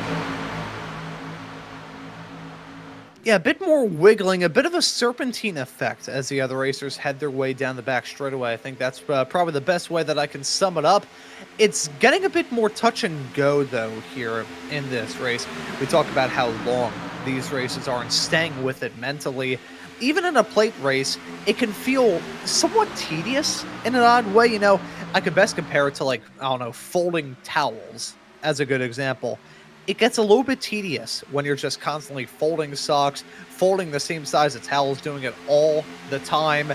It's going to wear on you the most. It's the back and forth. It's the constant wailing of these engines. I mean, Grand Extent, absolutely fantastic as we ride on board. Perfect timing there. Riding on board with Ryan von Schnell in the other number 2 car. But it can be a little bit wearing in an odd sense. I'm not really sure the best way I can really compare it, but it can be a bit tedious, and it can get to you very quickly, and it can kind of sneak up on you too. This is a sort of ASMR that could lull someone to sleep. Remember iRacing over Christmas, they did a little ASMR stream, and they were wonderful, by the way. They literally got a static camera on like a major track, and it had loads of AI cars running around that were like the best sounding cars on the whole service. You just got to hear like the Cadillac roll on by, and like the Lotus 79 roll on by, and they just had that running for hours because stream content is good. But could you get lulled to sleep by the O'Reilly engine in iRacing? I mean, it certainly has a certain predictable hum to it. I wouldn't want to be sleeping in the back. Here come the pit stops. Here come the pit stops. They called those out very, very, very late in my defense. But there's our first green flag. And now let's talk about this. Oh, a big lockup for Hixenbar on the inside. It's pandemonium going in. So you really, really... Black flags for Hixenbar. Black flags for Eamon, by the way. I don't know if these are going to get cleared either. Both just sped on the way in. So you really, really, really want to stop the group. You really want to make sure that you have a bunch of drivers with you to come out, because if you're on your own, that's it. They did that with no warning at all, but 2 black flags. Hixenbar's one of them. Big stop and holds. It might just be the end of their race. Here come a few of the drivers out. Eddie Rose leads this field, but let's replay Hixenbar's sort of entry, because that didn't look good. Yeah, and he's still stopped. Unless race control was quick on the gun there to clear it, that was always going to be the disaster that has officially befallen them. Let's take a look at this. Heading our way out of 3 and 4, you can see the field broken up a little bit, and Hixenbar, Pied Piper running them down there. Oh, you can see the tasty contact being made. The 0-1, that's Graves sideways snap. And I think in the midst of that, seeing that 0-1 car sideways, slideways, heading on pit entry, I think Hixenbar just overcooked the throttle, maybe too focused in his rear view mirrors. Either way, what happened there was he just didn't load up in time, actually drove off into the grass. So that could have been a mix of speeding and an unsafe pit entry, maybe even both. And if that is the case, that's not only going to take him out of it in terms of running for a race win, that's going to take him out of probably finishing this race inside the top 20s. You can see racers actually getting spun a little bit farther beyond. I think that may have been the 17 of Eamon that got turned around as the field was actually in the pit stall themselves. There's the sideways snap for the 0-1. He held on to it, dropped the anchors majorly. There's the 17 onto the grass. And there's the 41 getting sent around right there on the bottom edge of your screen. Can confirm to you, Hixenbar had more penalties to serve than Eamon. He was in the box with a black flag for longer, and that has completely changed everything about this race. I mean, let's get the stint lengths up. It's not like it's really going to matter for the tyres, but it shows you the groups we're in. This top 15 are the first group that have stayed out. And yeah, I mean, those weren't going to get cleared. Those are pit entry violations. They're as clear as day. It's not under yellow where you're going to get like a passing under yellow. You messed up your entry, and a bunch of horrible things just happened. You have to prepare your green flag pit entries. I don't do it. I'm lazy and terrible. But that's proof that you should, and not take ideas from me, because things just go wrong and people end up getting collected as a result of it, and slowing the car down, entering the box that fast, it's a big deal. also a big factor. You really, really, really can't miss your pit box on these green flag pit stops at Daytona. On an intermediate, you might lose like 2-3 seconds missing a pit box, and you lose 2 to 3 seconds. Over here, 2 to 3 seconds, you're off the pack. That's it, you're done. It's over. Try again. Come back next year. That's how big of a deal that is. Those pit stops came thick and fast. They're probably going to call these just as late. Nothing's been manually cleared by admins, though. Hicks and Bod's just cleared his, but he's now miles off the field. You're just going to need yellows to bring this race back. I don't know if he's even like an extra lap down. Like, obviously, a few of the people that have stopped are a lap down. They'll get it back. He's an extra lap down. He's 2 down. He's just like down and out of this now, surely, unless we get chain wrecks. And I'm not counting on chain wrecks. That pack stopped early. Next one, we're going to see how long they take. 36 to go. We're 23 into the stint. It's quite early in the stint. Obviously, tyre wear doesn't really matter, so we're not thinking too much about, like, stopping early on the tyres for later. That's not too much of a factor. But you still want to make sure you have as many people as possible, and hopefully you don't get run over on entry. Yeah, and it was, golly, this is scary to say. 12 years ago at the 2014 Daytona 500, that's a disgusting phrase that just came out of my mouth. I deeply apologize, because I'm not the only person that probably just got disturbed by the fact that 2014 was indeed 12 years ago. But at the Daytona 500, it was Casey Kane picking up a penalty for speeding on pit entry, trying to avoid an accident. Now, in iRacing, they're hard on the penalties. If you break a rule, it is a rule, and you broke it, and you must be punished as a result. In real life, however, NASCAR can usually be a bit lenient. Sterling Marlin, kind of infamously, spun on pit entry at Las Vegas in, I think, 2002, and they didn't bop him for a penalty because he was clearly out of control and didn't have too much say in the matter. But Casey Kane got whacked with a penalty back then, and it was a bit of a controversial call at the time, rightfully so. But usually, in incidents like that, when you're coming down pit lane, it was a couple of years ago at the Daytona 500 as well, 2019. I think it was Tyler Reddick who ended up getting hit up the rear when Rick Ware Racing decided to do Rick Ware Racing things behind him and pretty much ramped over the back of his car. Next pit stops are coming, by the way. Pits, they're coming. Oh, yeah, we got some more drivers coming down pit lane. Right as we talk about what you got to do on entry, you got to worry about hitting your marks. You got the most amount of speed that you can, but it is 10-10, so you got to bring the thunder. Driver staying out once more, but this run of stops a heck of a lot cleaner. Looks like everybody in formation flying made it in smoothly. Yeah, no big disasters on that one. No black flags out for the field. Hopefully everyone hits their box and actually makes it on the way out, because if you just lose a little bit on this field, that's bad. Big mistake is taking 4 tires as well. You can take 2. They do get worn a little bit. You don't necessarily want to run on the same set, but taking 4, that leaves you at the back as well. No Wood's going to lead this group out, but there's some separations in there, I think. So here are the packs. It's very unique. Bill Hull, Brian Workman, Tim Phillips isn't even with them. So it's just this top 2 with a few lap cars that are probably going to come next. And Noah Woods over Pollard. We're going to have to see how this shakes out near the end, but we've totally broken up this field. Like, there's almost like no significantly large patch. You can see a few groups of 4 come around. That's Eddie Rose with I think Alec Princeton, Jacob Simpson, Michael Deach, Joseph McQuarter nearby, but it's nothing like it used to be whatsoever. Keeping an eye on these race leaders, Noah Woods is going to inherit the lead once we're done with stops up at the front.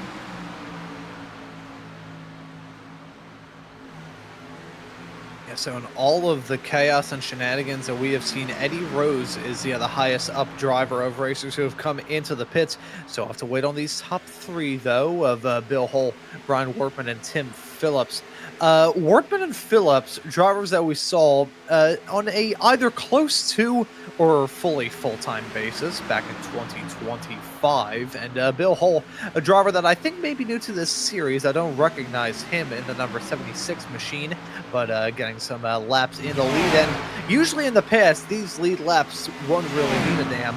Now, with the chase format, this does add up. These lead lap bonus points do make a difference. So if you can get them, that'll help you out quite a lot, which is part of the reason why we saw those racers decide to stay out. It helps that they can try and make it to the end with a bit less trouble than those racers who came in earlier. But it just makes sense in terms of the point situation, too. We jump back now to what is the battle for the net race lead with Eddie Rose, Jacob Simpson, and Michael Deach, drivers that we also saw full-time throughout last season, either on a full-time or close-to basis.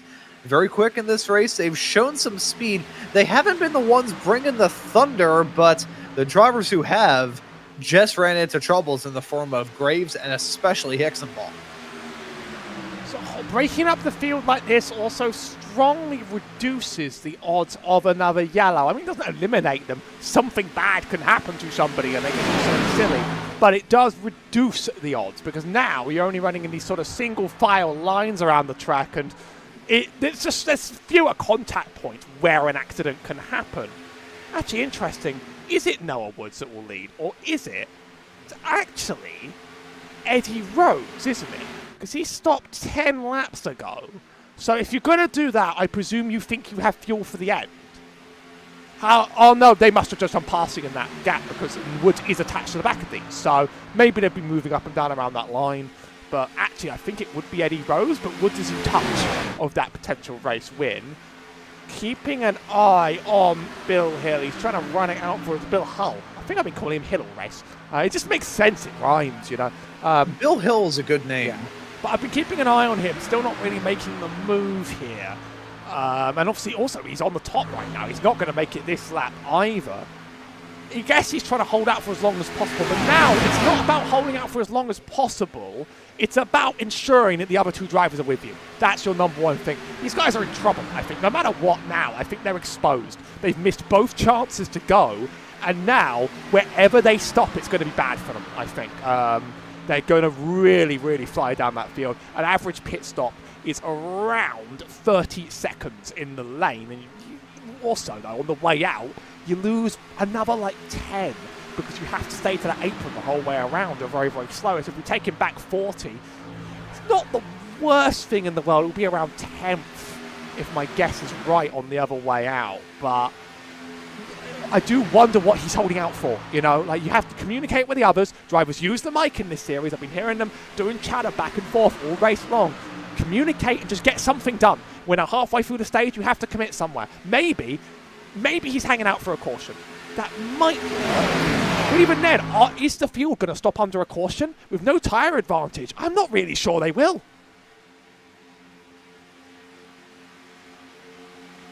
Yes, I'm thinking, will the racers who we saw come down pit lane a little bit later on, aka your top three, net top three, I should say, of Rose, Simpson, and Deach, will they have enough gas to make it to the very end? Still 27 laps left to go, and by the end of it all, they would be looking at a stint length of works out to about 39 laps. So that is still decently long. That is not a short stint by any means.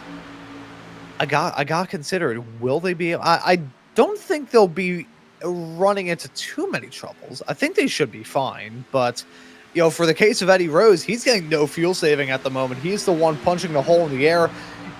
You can get fuel saving. You can get good fuel saving numbers if you're in the draft, but not if you're the hole punch. Might need to trade that back and forth to make that work. I mean, but we have seen a bit of that. Simpson was leading earlier. Now it's Rose.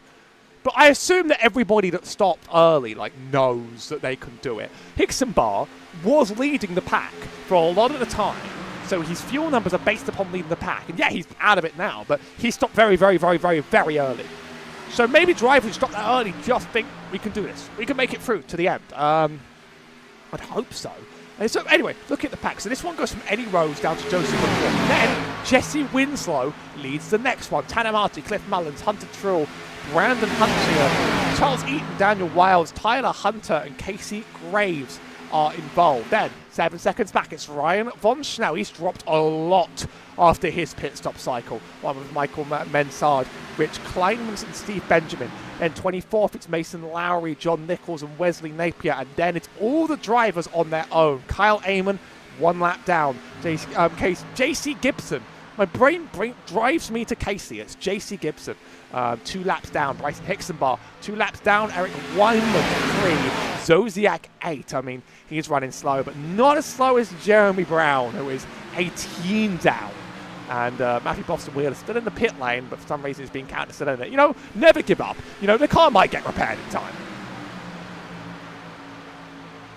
You know, the phrase never give up is pretty much the only thing that got me through high school, so never give up indeed.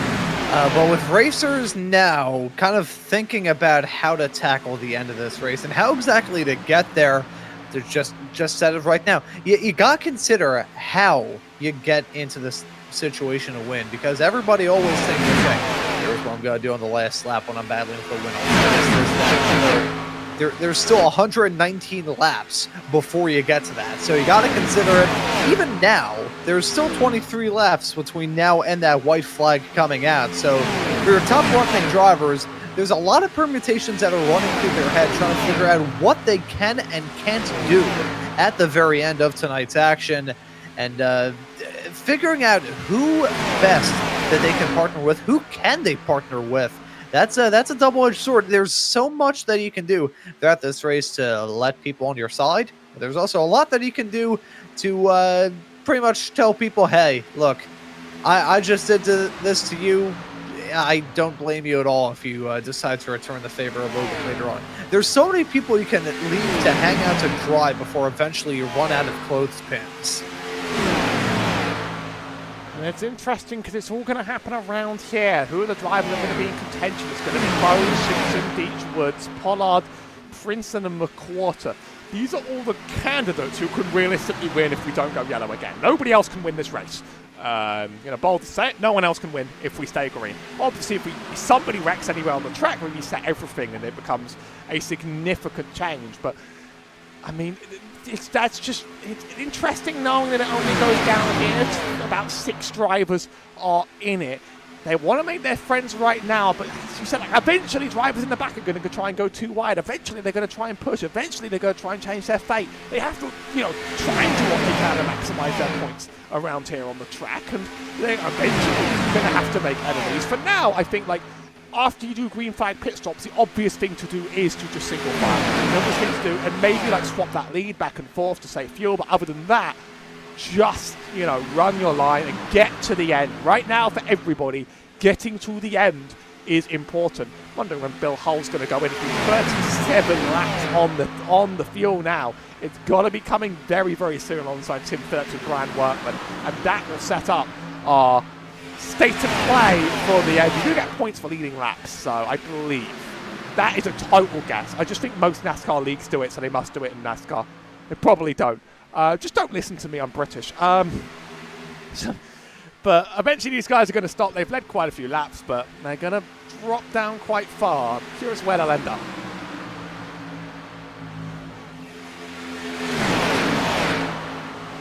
Yeah, and I gotta say, and this is honest, I kind of went out on a limb talking about the extra bonus points for leading laps. I believe it is the case. I mean, it's the case in actual NASCAR, and this does shadow NASCAR, so I think that that stands to reason there. Again, those extra laps in the lead is most certainly helping out the points haul for Bill Hull here in this race, but I'm keeping my eye on those top racers for a different reason. I mentioned that it's going to have to be a 47-lap run to the end for Eddie Rose, Jacob Simpson, and Michael Deech, your top 3, your net top 3, I should say, in this this pack of cars who have come down. If they can make it to, if the drivers in the actual top 3 right now of Hull, Phillips, and Wortman, if they can make it to about lap number 47, they'll be good. We won't have to worry about Rose, Simpson, and Deech coming down pit lane. If they can't, however, run and hide. Run and hide is the best way that I can sum that up. They're getting close to it, though. We'll just have to keep tabs on that. We'll say the battling has been continuing on throughout this field as we keep our eyes locked on some of the drivers and some of the developing stories throughout there. But that's the one I'm keeping my eyes on the most, seeing what the top 3 do so the net top 3 can adjust accordingly. Do their cars just have infinite fuel? Like, are they just going to go forever? We're just going to win because they can go 60 laps? The one trick the rest of the field didn't find out about is actually you don't even need a pit stop. What are you, stupid? Adding fuel to the car? What's wrong with you? Like, come on. Like, I don't know. They have to go eventually. I'm just waiting for that pin to be pulled and waiting to see how that changes out for them. But it feels like every single lap is dragging on here. Yeah, you know, you just said that as a fun little breakaway from that. It was a series that Howie and I just broadcasted a couple of weeks ago. It was a sports car race at Phillip Island on a different network, and I'll leave it off at that. And I mentioned during that show that one driver had come down pit lane not a single time throughout the race, where usually you have to. I thought it was compulsory that you had to do that. It's not. You can do it if you make up enough time. If you save up enough gas throughout those hour-long races, you can make it to the end. I actually learned that it was two drivers. It was that driver and his wife who races in the series who were able to make it all the way through to the checkered flag, and that driver ended up winning race number 3 of the season. So, you know, fuel miracles can in fact happen. I do believe in miracles, but I believe in logic a little bit more, and logic dictates to me that making an extra 17 laps for those racers who have already been out there on the racetrack for 41. If you're the top 3, you're hoping for a miracle. If you're between 4th and 6th, if you're Eddie Rose, Jacob Simpson, or Michael Deach, you're maybe feeling a little bit nervous at the end of this race, but the racers behind them, I'm not saying they're feeling great, because there's only so many emotions you can feel going at Daytona with the looming anxiety of what may go on at the end. But you're feeling a heck of a lot better than the racers farther up the road. I heard someone calling out a pit stop, and I heard a number that wasn't one of these top 3 cars. He might be saying 27. I remember hearing 07. I was thinking, that's not right. But maybe it's the 27 Tim Phillips. It would make sense that you have to stop eventually around now. I'm just very curious to see where they'll land. We'll see if they actually end up making that pit stop. Yeah, some of them are coming. Here comes, Tim stays out. Bill Hull comes in. Brian Workman comes in. Tim Phillips is going to have a very, very bad time. He is going to be stopping on his own now. Completely left out to dry. These two might have a chance to, like, be double drafters on each other, but that's about it. You know, I was worried for a second that both of them picked up black flags. They avoided the black flags, but they're certainly very touch and go on pit entry, and Workman was actually able to jump in front of Hull after Hull spent 10.6 seconds stopped in the pit stall. That is an eternity, considering the fuel situation they found themselves in. Now they do exit out of the pit lane itself ahead of the pack behind.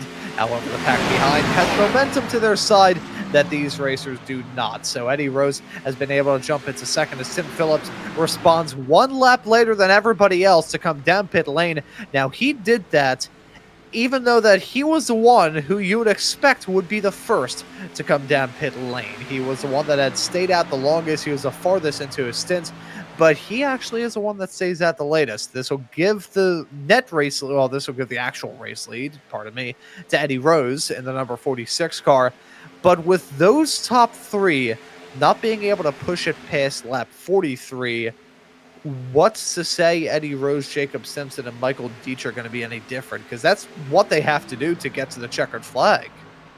Well, so not terrible news for Bill Hull and Brian Workman. As I estimated around 9th to 10th, they ended up 9th to 10th. That's what we call commentator math. That's not a bad place to be, actually. I thought it would be a lot worse. When you did the maths, it was about 40 seconds, and then you realise, oh, actually come out in places that aren't terrible. I mean, really, it's the driver that stopped on his own that is in the biggest trouble. If you are on your own, stop at Daytona, you just have to hope that a pack catches up to you. And, you know, at that point, it's just praying on things that are out of your hands and you've really messed up. And it always sucks to stop alone at Daytona. It always sucks a lot. We've done a lot of promo for the FLCC 500. Again, start same time tomorrow. But, you know, we truck on as well, same time next week. And I mean at this time, we're not done with plate racing as we go to Echo Park Speedway, as is its biblically accurate name. Some say it's down in Atlanta, and they recognise that one as well. Move the baby's bottom on iRacing, still a very, very old scan. Obviously a very different flavour, a much more aggressive flavour of this kind of racing. Same time next week on Maconi Entertainment, where we're bringing you the whole Friday Night Lights season. And now we're 2 wide up in front, 13 to go. The race is on. Here are our drivers who are going to win if this stays green. And now Eddie Rose, there's Noah Woods actually up in front, has decided I'm going to, start challenging us on the second lane.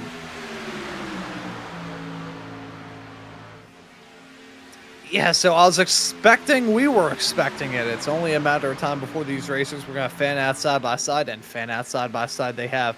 12 laps left to go here under the lights at Daytona. Eddie Rose and Jacob Simpson, 1 and 2 lap traffic for them to worry about heading down the back straightaway.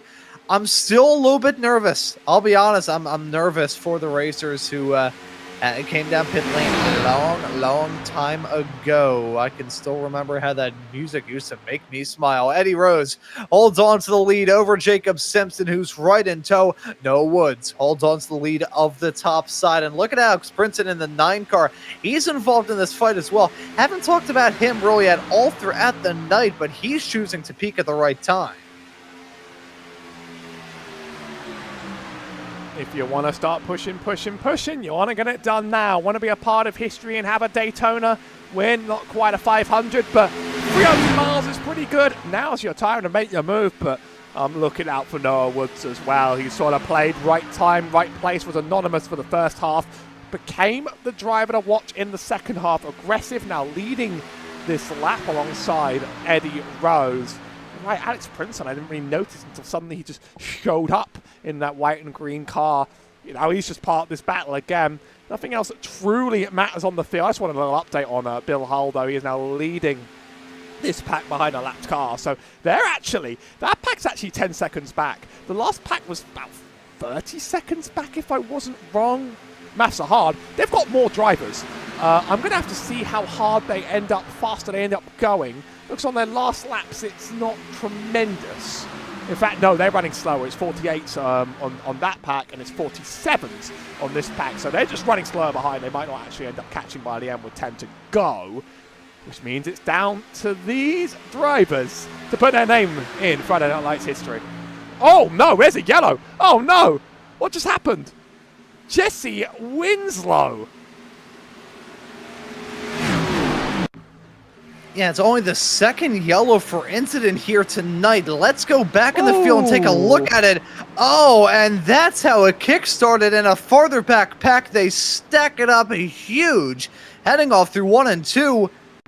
And that's going to change everything at the end of this race.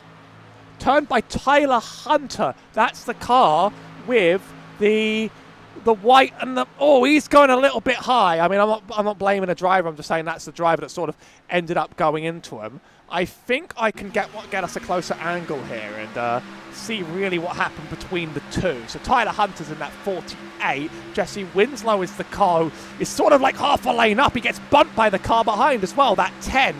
I mean, that's tough. Actually, no. Jesse Winslow is that 59 that gets hooked into the wall.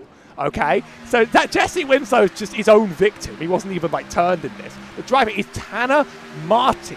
Not the first time we've mentioned him. Moves up a lane, half a lane too high, and it's just little bumps. I mean, everybody has a role to play in that wreck, I think. Winslow just tanks a meatball to the wall. I mean, brutal. But talk about, iconic scenes to see at the end of a Daytona race. With 10 to go, we do batch the field up again. And we get ready to run this back for a legendary finish. I mean, talk about convenient. Let me just put it like that. And this is truly the Daytona race of all time. Well, the Daytona finish of all time. I'm hoping that we don't have a big wreck.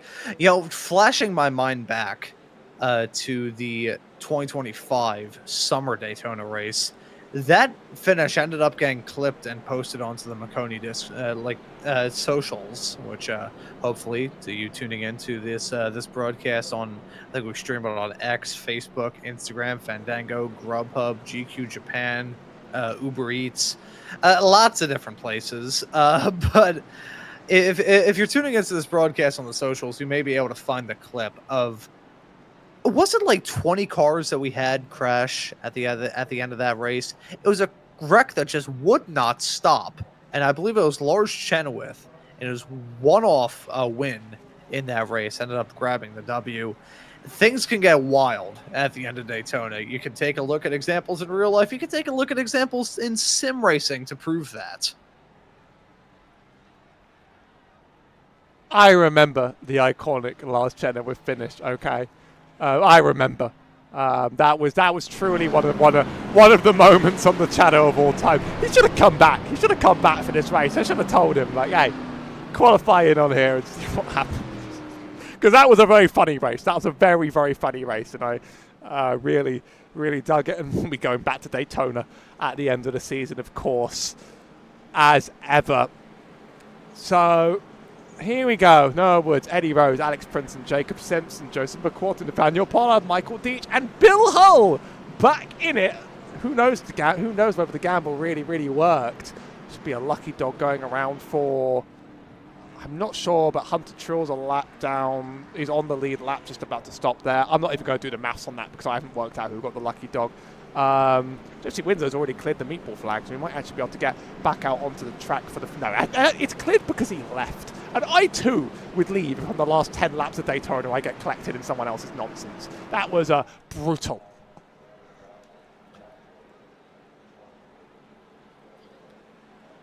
You know, a lot of the races last season, there's a part of me that cannot actually remember them because most of last year I was pretty much operating on pure adrenaline alone. But there were some pretty funny moments throughout last season, some pretty exciting moments as well. And I think on the whole, you know, we kid about Daytona, we kid about blade racing. We love it, and then we also hate it at the exact same time. It's... You know, it's like Marmite in an odd sense. I can't even say it's like Marmite. It's like grape jelly. You know, some people absolutely love it. Others absolutely despise it. Others can't do them both at the same time. Odd comparison, but I think it still remains. But we're going to be getting a restart with 6 laps left to go here at Daytona. 4 miles to try and settle it, which may seem like a lot of distance if you're an ant. But if you're a racing driver in a race car in a racing event, that is just about no time at all. It's almost no miles at all. It'll be about 5 minutes of intense running around the track, and obviously we do have the green white checker policy in play. I believe this league gives 3 attempts if we're going to need them, and drivers are going to now start pushing and driving like maniacs. So if anyone's going to need them, it's going to roughly be around now. But it's Woods and Rose leading that top. Obviously a leader could choose lane. Woods has gone up top.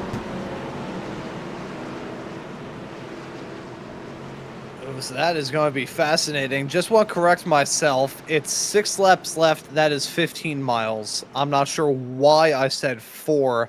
Like, I thought this track was a half a mile for a second, but, you know, not touching that one.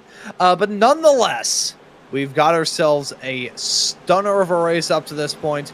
We're going to have a stunner of a finish. Now, whether that results in a driver ending up in the catch fence or whether we keep it clean and green to the end, let's find out. 6 laps. 15 miles to try and settle it here in the season opener in 2026 in the Friday Night Lights Series. We are back to green with Noah Woods getting the jump over Eddie Rose. These 2 drivers have spent a vast majority of this race running up towards the front, and they look to try and end it off in the best way imaginable. Look at Jacob Simpson right in tow. He's currently side by side with Alex Princeton, with reigning champion Joseph McQuarter right to the back of the number 22 car, trying to push him along as well. Now you got to think of who you've made friends with, who you've made enemies with, who you can trust with your life, and who you won't even give a pencil to. If we move Manus now, it looks like that top lane's pretty fast.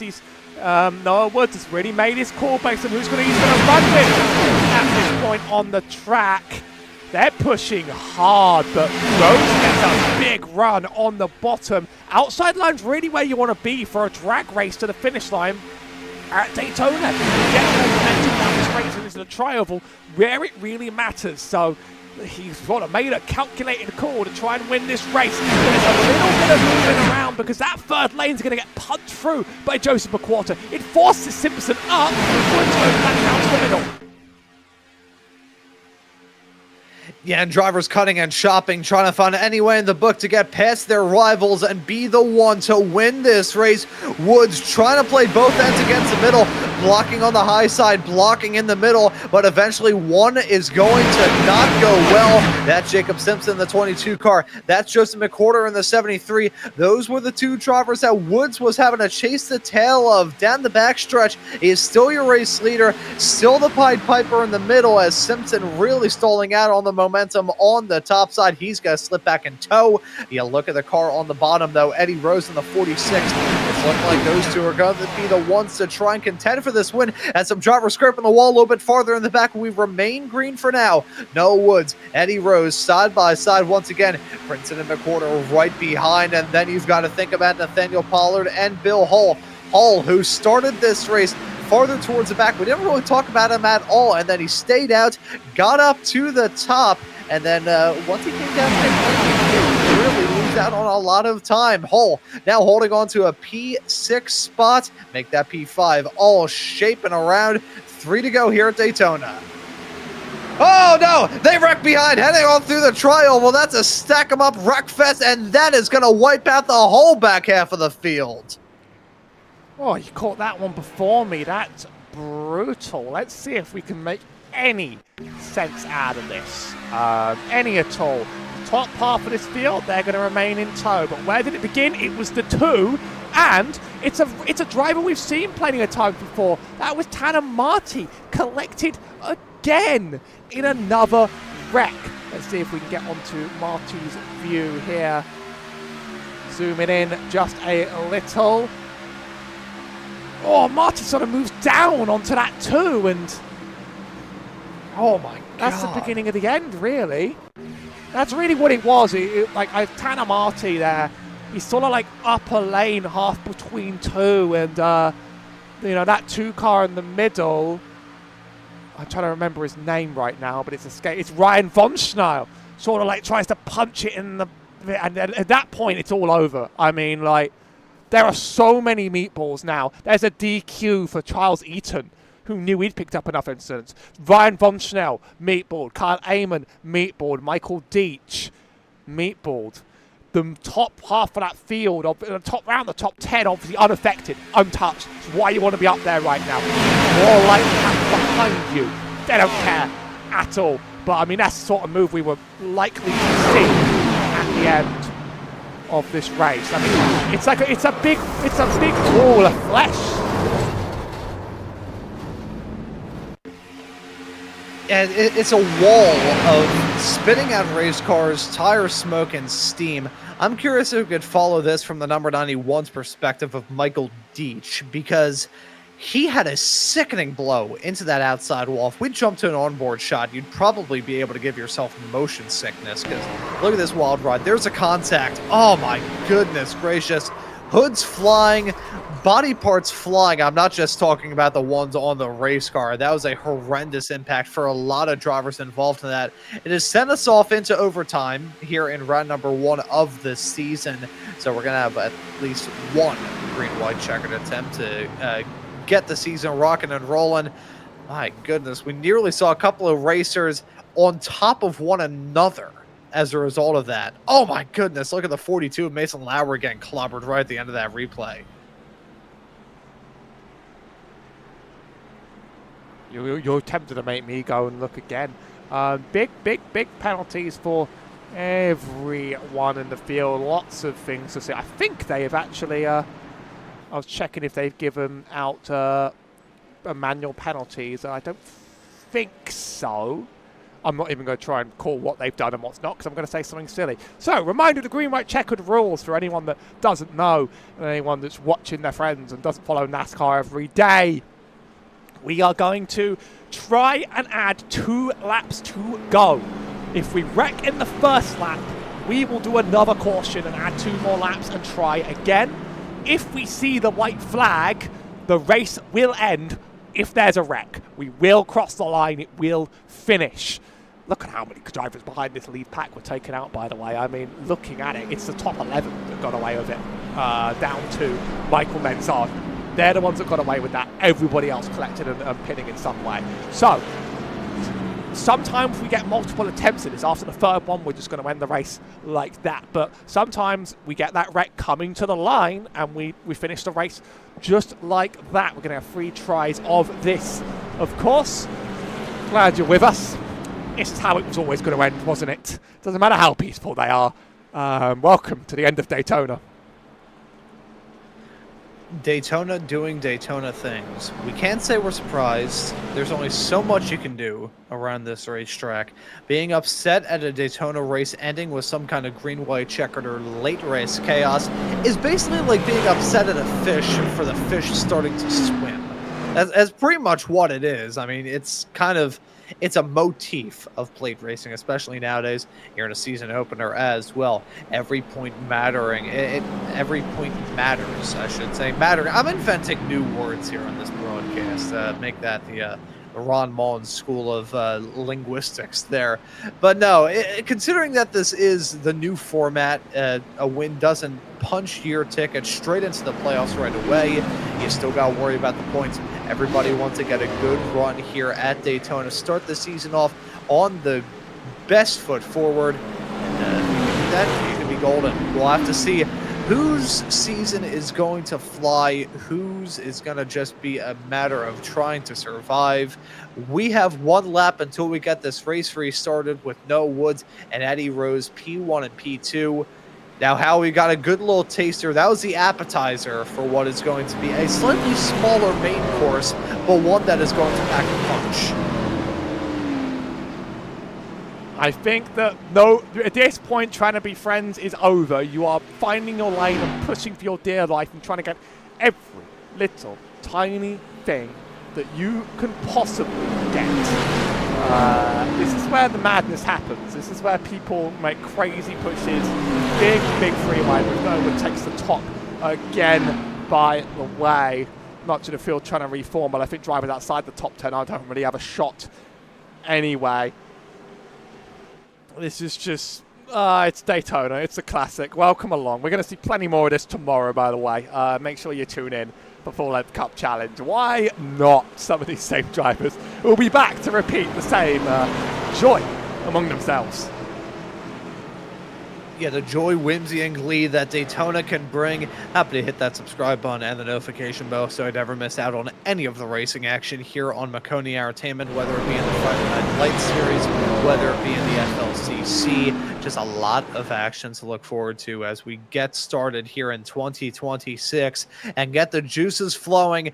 It's been a darn good race, but now it is time to strike. Noah Woods, Eddie Rose, your top 2 here in this race. It's been a far from straightforward path for everybody to try and get to this first green-white checkered attempt of the night. Will we get to use the other ones, or will this be go time? Certainly go time on this restart for Noah Woods and Eddie Rose as they gas up the throttle and head their way out of the trioval into turn number 1 and 2. Looks like Woods just does not have any assistance behind. Rose going to get the help from McWhorter and Brinson. You really don't want to get a good jump on the field at Daytona. You'd rather leave it as late as possible, because then you just leave drivers behind you and you're left out to dry out there. That top lane is going to connect to Woods. He's going to dip down. I'm really not sure what's going on over there. He's just been jumped by McWhorter on the way. I will catch a replay of that later to see what happened if that ends up being significant. McWhorter now jumps up into the lead. He almost gets turned again. He keeps it together. Oh, this is unbelievably scary, but we got 1 more lap to go and we might finish it on this one.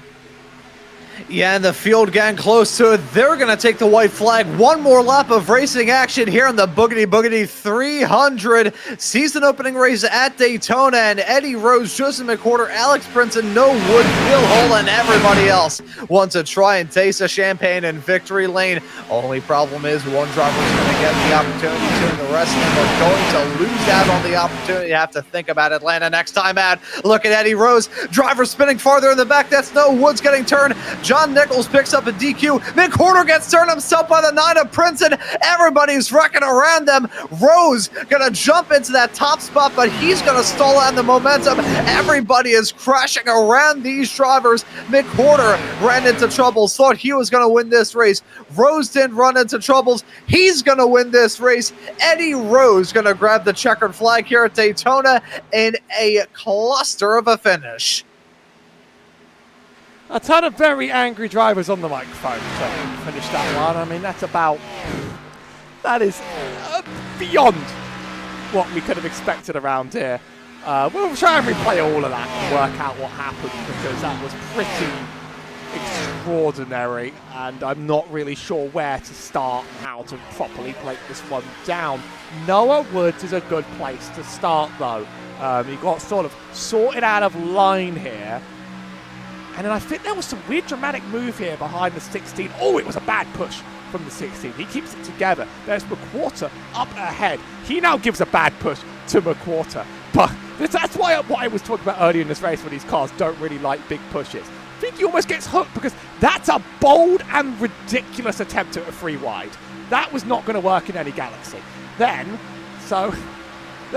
we'll try and zoom it out just a little bit to catch what happens behind, because it's a significant amount. To say that a lot happens behind would be an understatement, as only really one driver makes it through the entire field. Where does this begin? And well, we won't be able to catch every single thing that happens, really, but I'm just curious. Even to, just catching some of it. Well, catching any of it. Big move up to the top from the 46. At the same time, Woods jumps low. So at the same time, you see that 41 in the middle is now trying to force it free wide while Noah Woods is going low. That's going to be the start of this. That's going to cause big wipeouts and DQs across the field. But that's clearly not just it. As I'm trying to work out where the rest of it happens. It's with the 9 with Alex Princeton. Because he's forced below the line. So he ends up turning the 73 on his nose right here. This is just a bad rejoin, yeah? You're below the line, you force your way back up, you turn a car. That's just poor. What's even worse is then rejoining again into the 95 and turning it into billiards. That's the cause of the next wrecks. And then up ahead, that causes the 35 into the 16. And it's just pandemonium behind. At that point, the race is finished.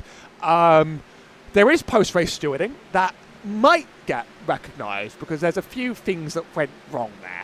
But, a race winner's a race winner, and you've got to be there at the right place, right time, and hope it goes well for you at Daytona. Here's your finishing results.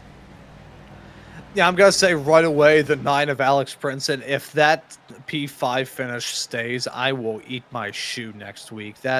His wrists are probably going to be whittled down to the bone with the amount that he's going to be slapped on the wrist for all that. But here are your results at the end of this race. Eddie Rose walks away with the victory over Casey Graves in P2.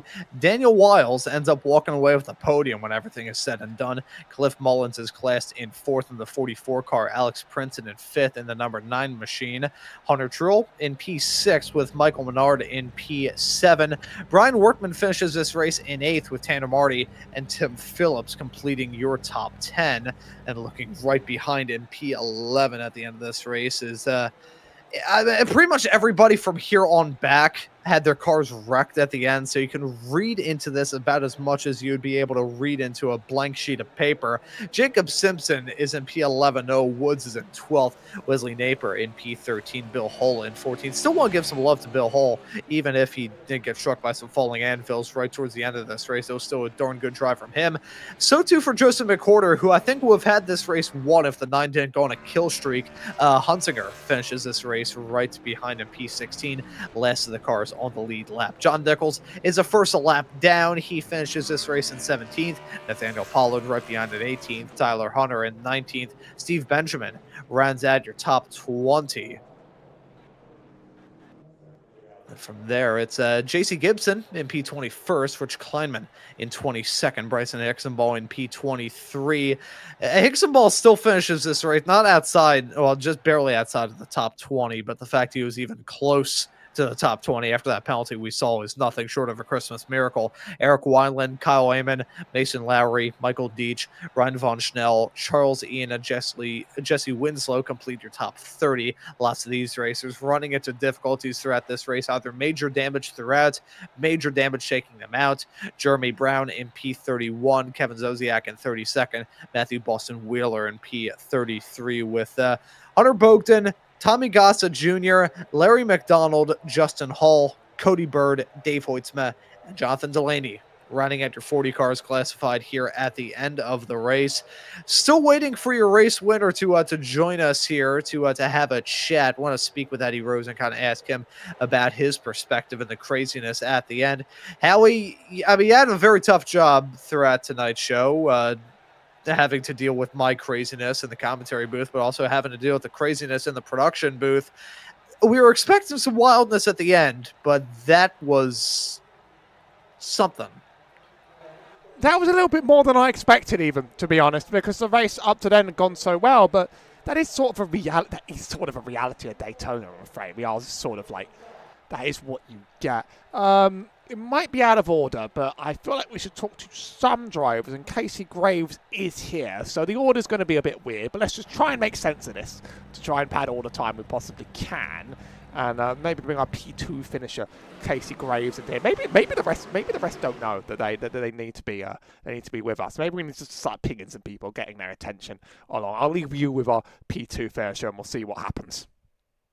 Yeah, so we'll play this by ear. Casey Graves now joining us here in the booth, P2 finisher at the end of this race. Casey, welcome in. It was a wild one here in the season opener at Daytona, and for your Friday Night Lights debut, I believe, a pretty darn good drive. How was it out there?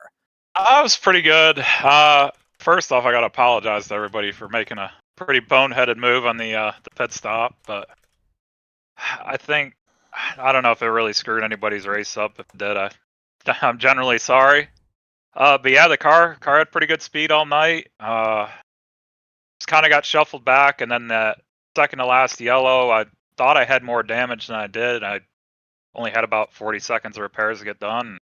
Kind of got lucky at the end where everybody spun out and just kind of cleared the path, and I got through and was able to get that too. Yeah, it's like Moses parting the Red Seas at the end of this race. Just all the chaos and craziness going on around you, and it still works out. It's a darn good finish for you, and must be some momentum heading off into a bit of an unknown. Well, I say unknown quantity, far less known than Daytona, but still quite well known. Atlanta next time out. It's not a lot that you can take from Daytona into Atlanta, even though they're both plate races, but certainly the momentum can roll over there. We're going to see you out there on the racetrack in 1 week, and if so, what are your thoughts heading there? Yeah, my plan's to try and run until I pretty much can't. I know I'm gonna have to miss some races, so I'm gonna try and run as many as I can. And yeah, Atlanta. I don't think I've ever ran it with the B car, or if I did, it's very little. So I don't know. The little experience I have there, it's basically try to get to the front, stay up there, and don't get shuffled out. And I mentioned this earlier on the show as well. I believe you're going to be running in both the FLCC as well as here in the Friday Night Lights series. So are we going to see you in the FLCC Daytona 500 tomorrow night? Yeah. I seem to have a knack for finishing second. I got second in the duel, so got a good starting spot. See how we could do there. Hopefully it'll be one spot better tomorrow. Yeah, I'll certainly be keeping a lookout for you in that race tomorrow, Casey. But thank you for joining us here in the booth. And before we let you go and celebrate this P2 run here in the O'Reilly cars, we'll let you give any thank yous or shout outs.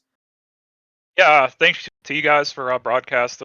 And everybody over here that puts the league on. My first official race, but throughout the preseason and all that, I definitely appreciate all the work that goes into putting this league on. It definitely shows the drivers are really good and top tier, and everybody a part of it really is top tier.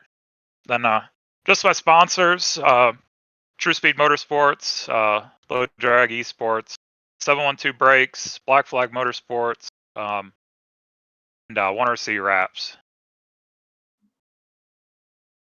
Well, there you go, man. Well, hey, Casey, thank you for joining us here in the booth. Well done on the P2, and we will see you this most certainly tomorrow and next time out as well, hopefully at Atlanta.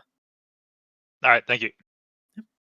And that right there was our P2 finisher. And now we'll be able to have a chat with our race winner. And, Howie, would you like to do the honors of having a chat with our race winner, Eddie Rose? My first plan was to do it in a different order, but you've got me now. You've got me down. So I'll take it. I'll take the responsibility. Eddie Rose, race winner after a lot of chaos. But talk through the whole race, and we'll get to the end. Well, I started in the back, just kind of worked my way up real quick there at the beginning of the race just to get myself some track position, and got up there, just kind of rode around, worked with Bryson a little bit there, just trying to maintain track position. I won that first stage. Coming to the second stage, that's where me and Bryson really started kind of working together, making sure we had those cars up front. And then we get to the end of the race. I felt like, we had a really good pit stop. Our group kind of ran into trouble, but I think I caught on with 3 cars there, and we were able to make some pretty decent lap time, and got a couple more linked with us, and then we were pacing the leaders, and kind of thought that, it was going to finish that way just with as much as everybody was spread out. Obviously, I think there was an issue, bunched us all back up, and then it was pure chaos. I threw a terrible block, pretty much cost myself the race. And I think there was a lot of dooring, a lot of sliding around out there. Gave myself a win. So that's pretty much how it shook out for me. New race format means that we are not going to be talking about the postseason from race 1 because you're not in, but you've got a whole load of points. How do you think the rest of your season's going to go? Do you think this was a one-off, or do you think there's good things for you if you keep pushing? I've found a little bit of speed here recently. Obviously we're coming with good equipment, TCSB sets, and the amount of work the guys put in are second to none. I think if we can just race smart and points race a little bit and keep our nose clean. I don't know. There's quite a few good drivers in here, so we'll just see how it all shakes out. I plan on trying to put as many runs in as I can this season, and just we'll see. I don't know. Feel like I got the speed though, so. Well, it's your first win of could be several. Any other thank yous or shout outs? No, just shout out to TCSP and everything that those guys do over there, and providing us with good stuff, and you guys for putting broadcasts on, and the guys that run this league, the amount of work they put in behind the scenes, I know is probably really crazy. So thank those guys, and yeah. Well, very, very good to see you pull out a win, no matter how chaotic. It's Daytona, like whoever really earned the Daytona win. Enjoy it for all you have, because that can be crazy out there. Congratulations. Hey, thank you, sir. And that's Eddie Rose. He went down a channel and I dragged him right back up. And the third place drive was very interesting because we counted him out early due to damage. It's a seasoned rookie, Daniel Wiles. He was in the right time at the right place. He's a run. And Daniel Wiles joining us here in the booth. Daniel, welcome in. P3 for you at the end of a nutty race at Daytona to kick this season up, off, and rolling. How was it out there? I don't know how I'm even in this booth because I was 14th coming off of turn 2, and here I am. Actually, when you say that, I think it was James Buescher in the at that point it was a nationwide series race here at Daytona in 2011. He was like 11th heading through into 3 and 4 and still ended up walking away with the W. Wildness breaking out. Want to ask you, not necessarily about the race, although it certainly was a wild one from start to finish. How was it trying to pick your way through the smoke and the chaos going on around you? It was wild, man. We got lucky. on that first really big accident, I need to go back and watch the broadcast because I don't think I've ever seen a wreck at Daytona that big. But then after that, man, we got caught in that last one. We didn't have too much damage. I had 5 minutes, but the car still drove pretty good.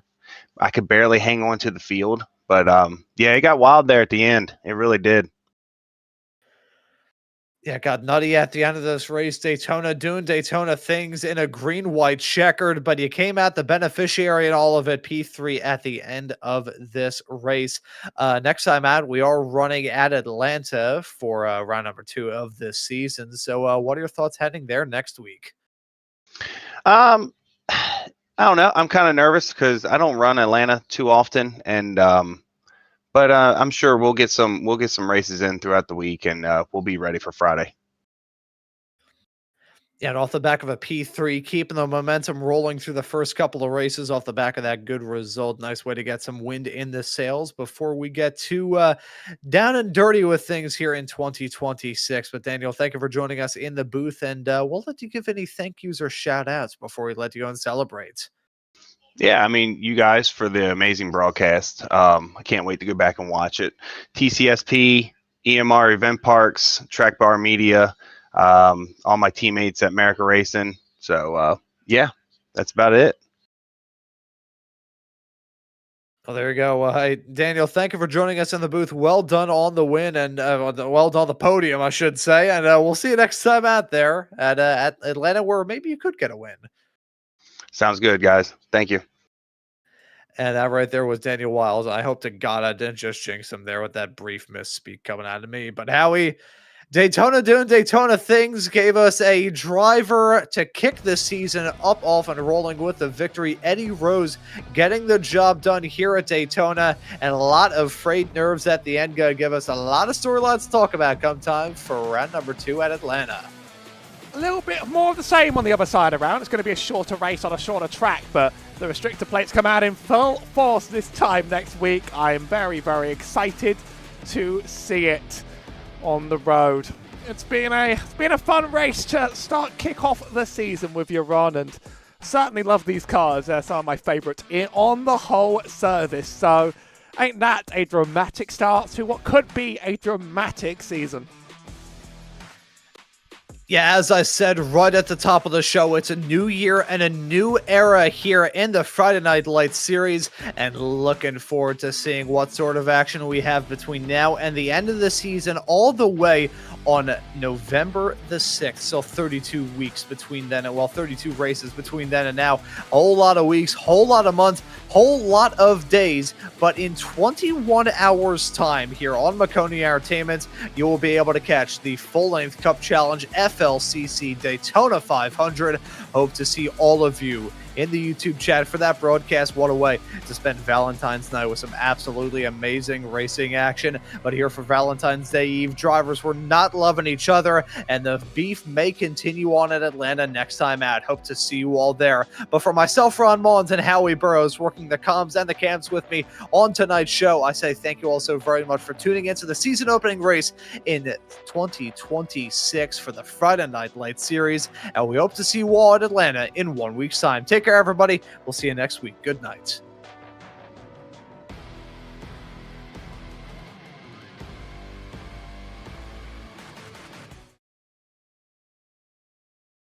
When you want to be the best, you can't settle for the rest. For anything on iRacing, there's just one name you need: Maconi. With the launch of Maconi Entertainment and Maconi Competizone alongside Maconi Setup Shop, we now provide the best of the best in setups, paint schemes, coaching, broadcasting, and event organization. With cars across all 4 license classes, we have what you need to hit the track with confidence.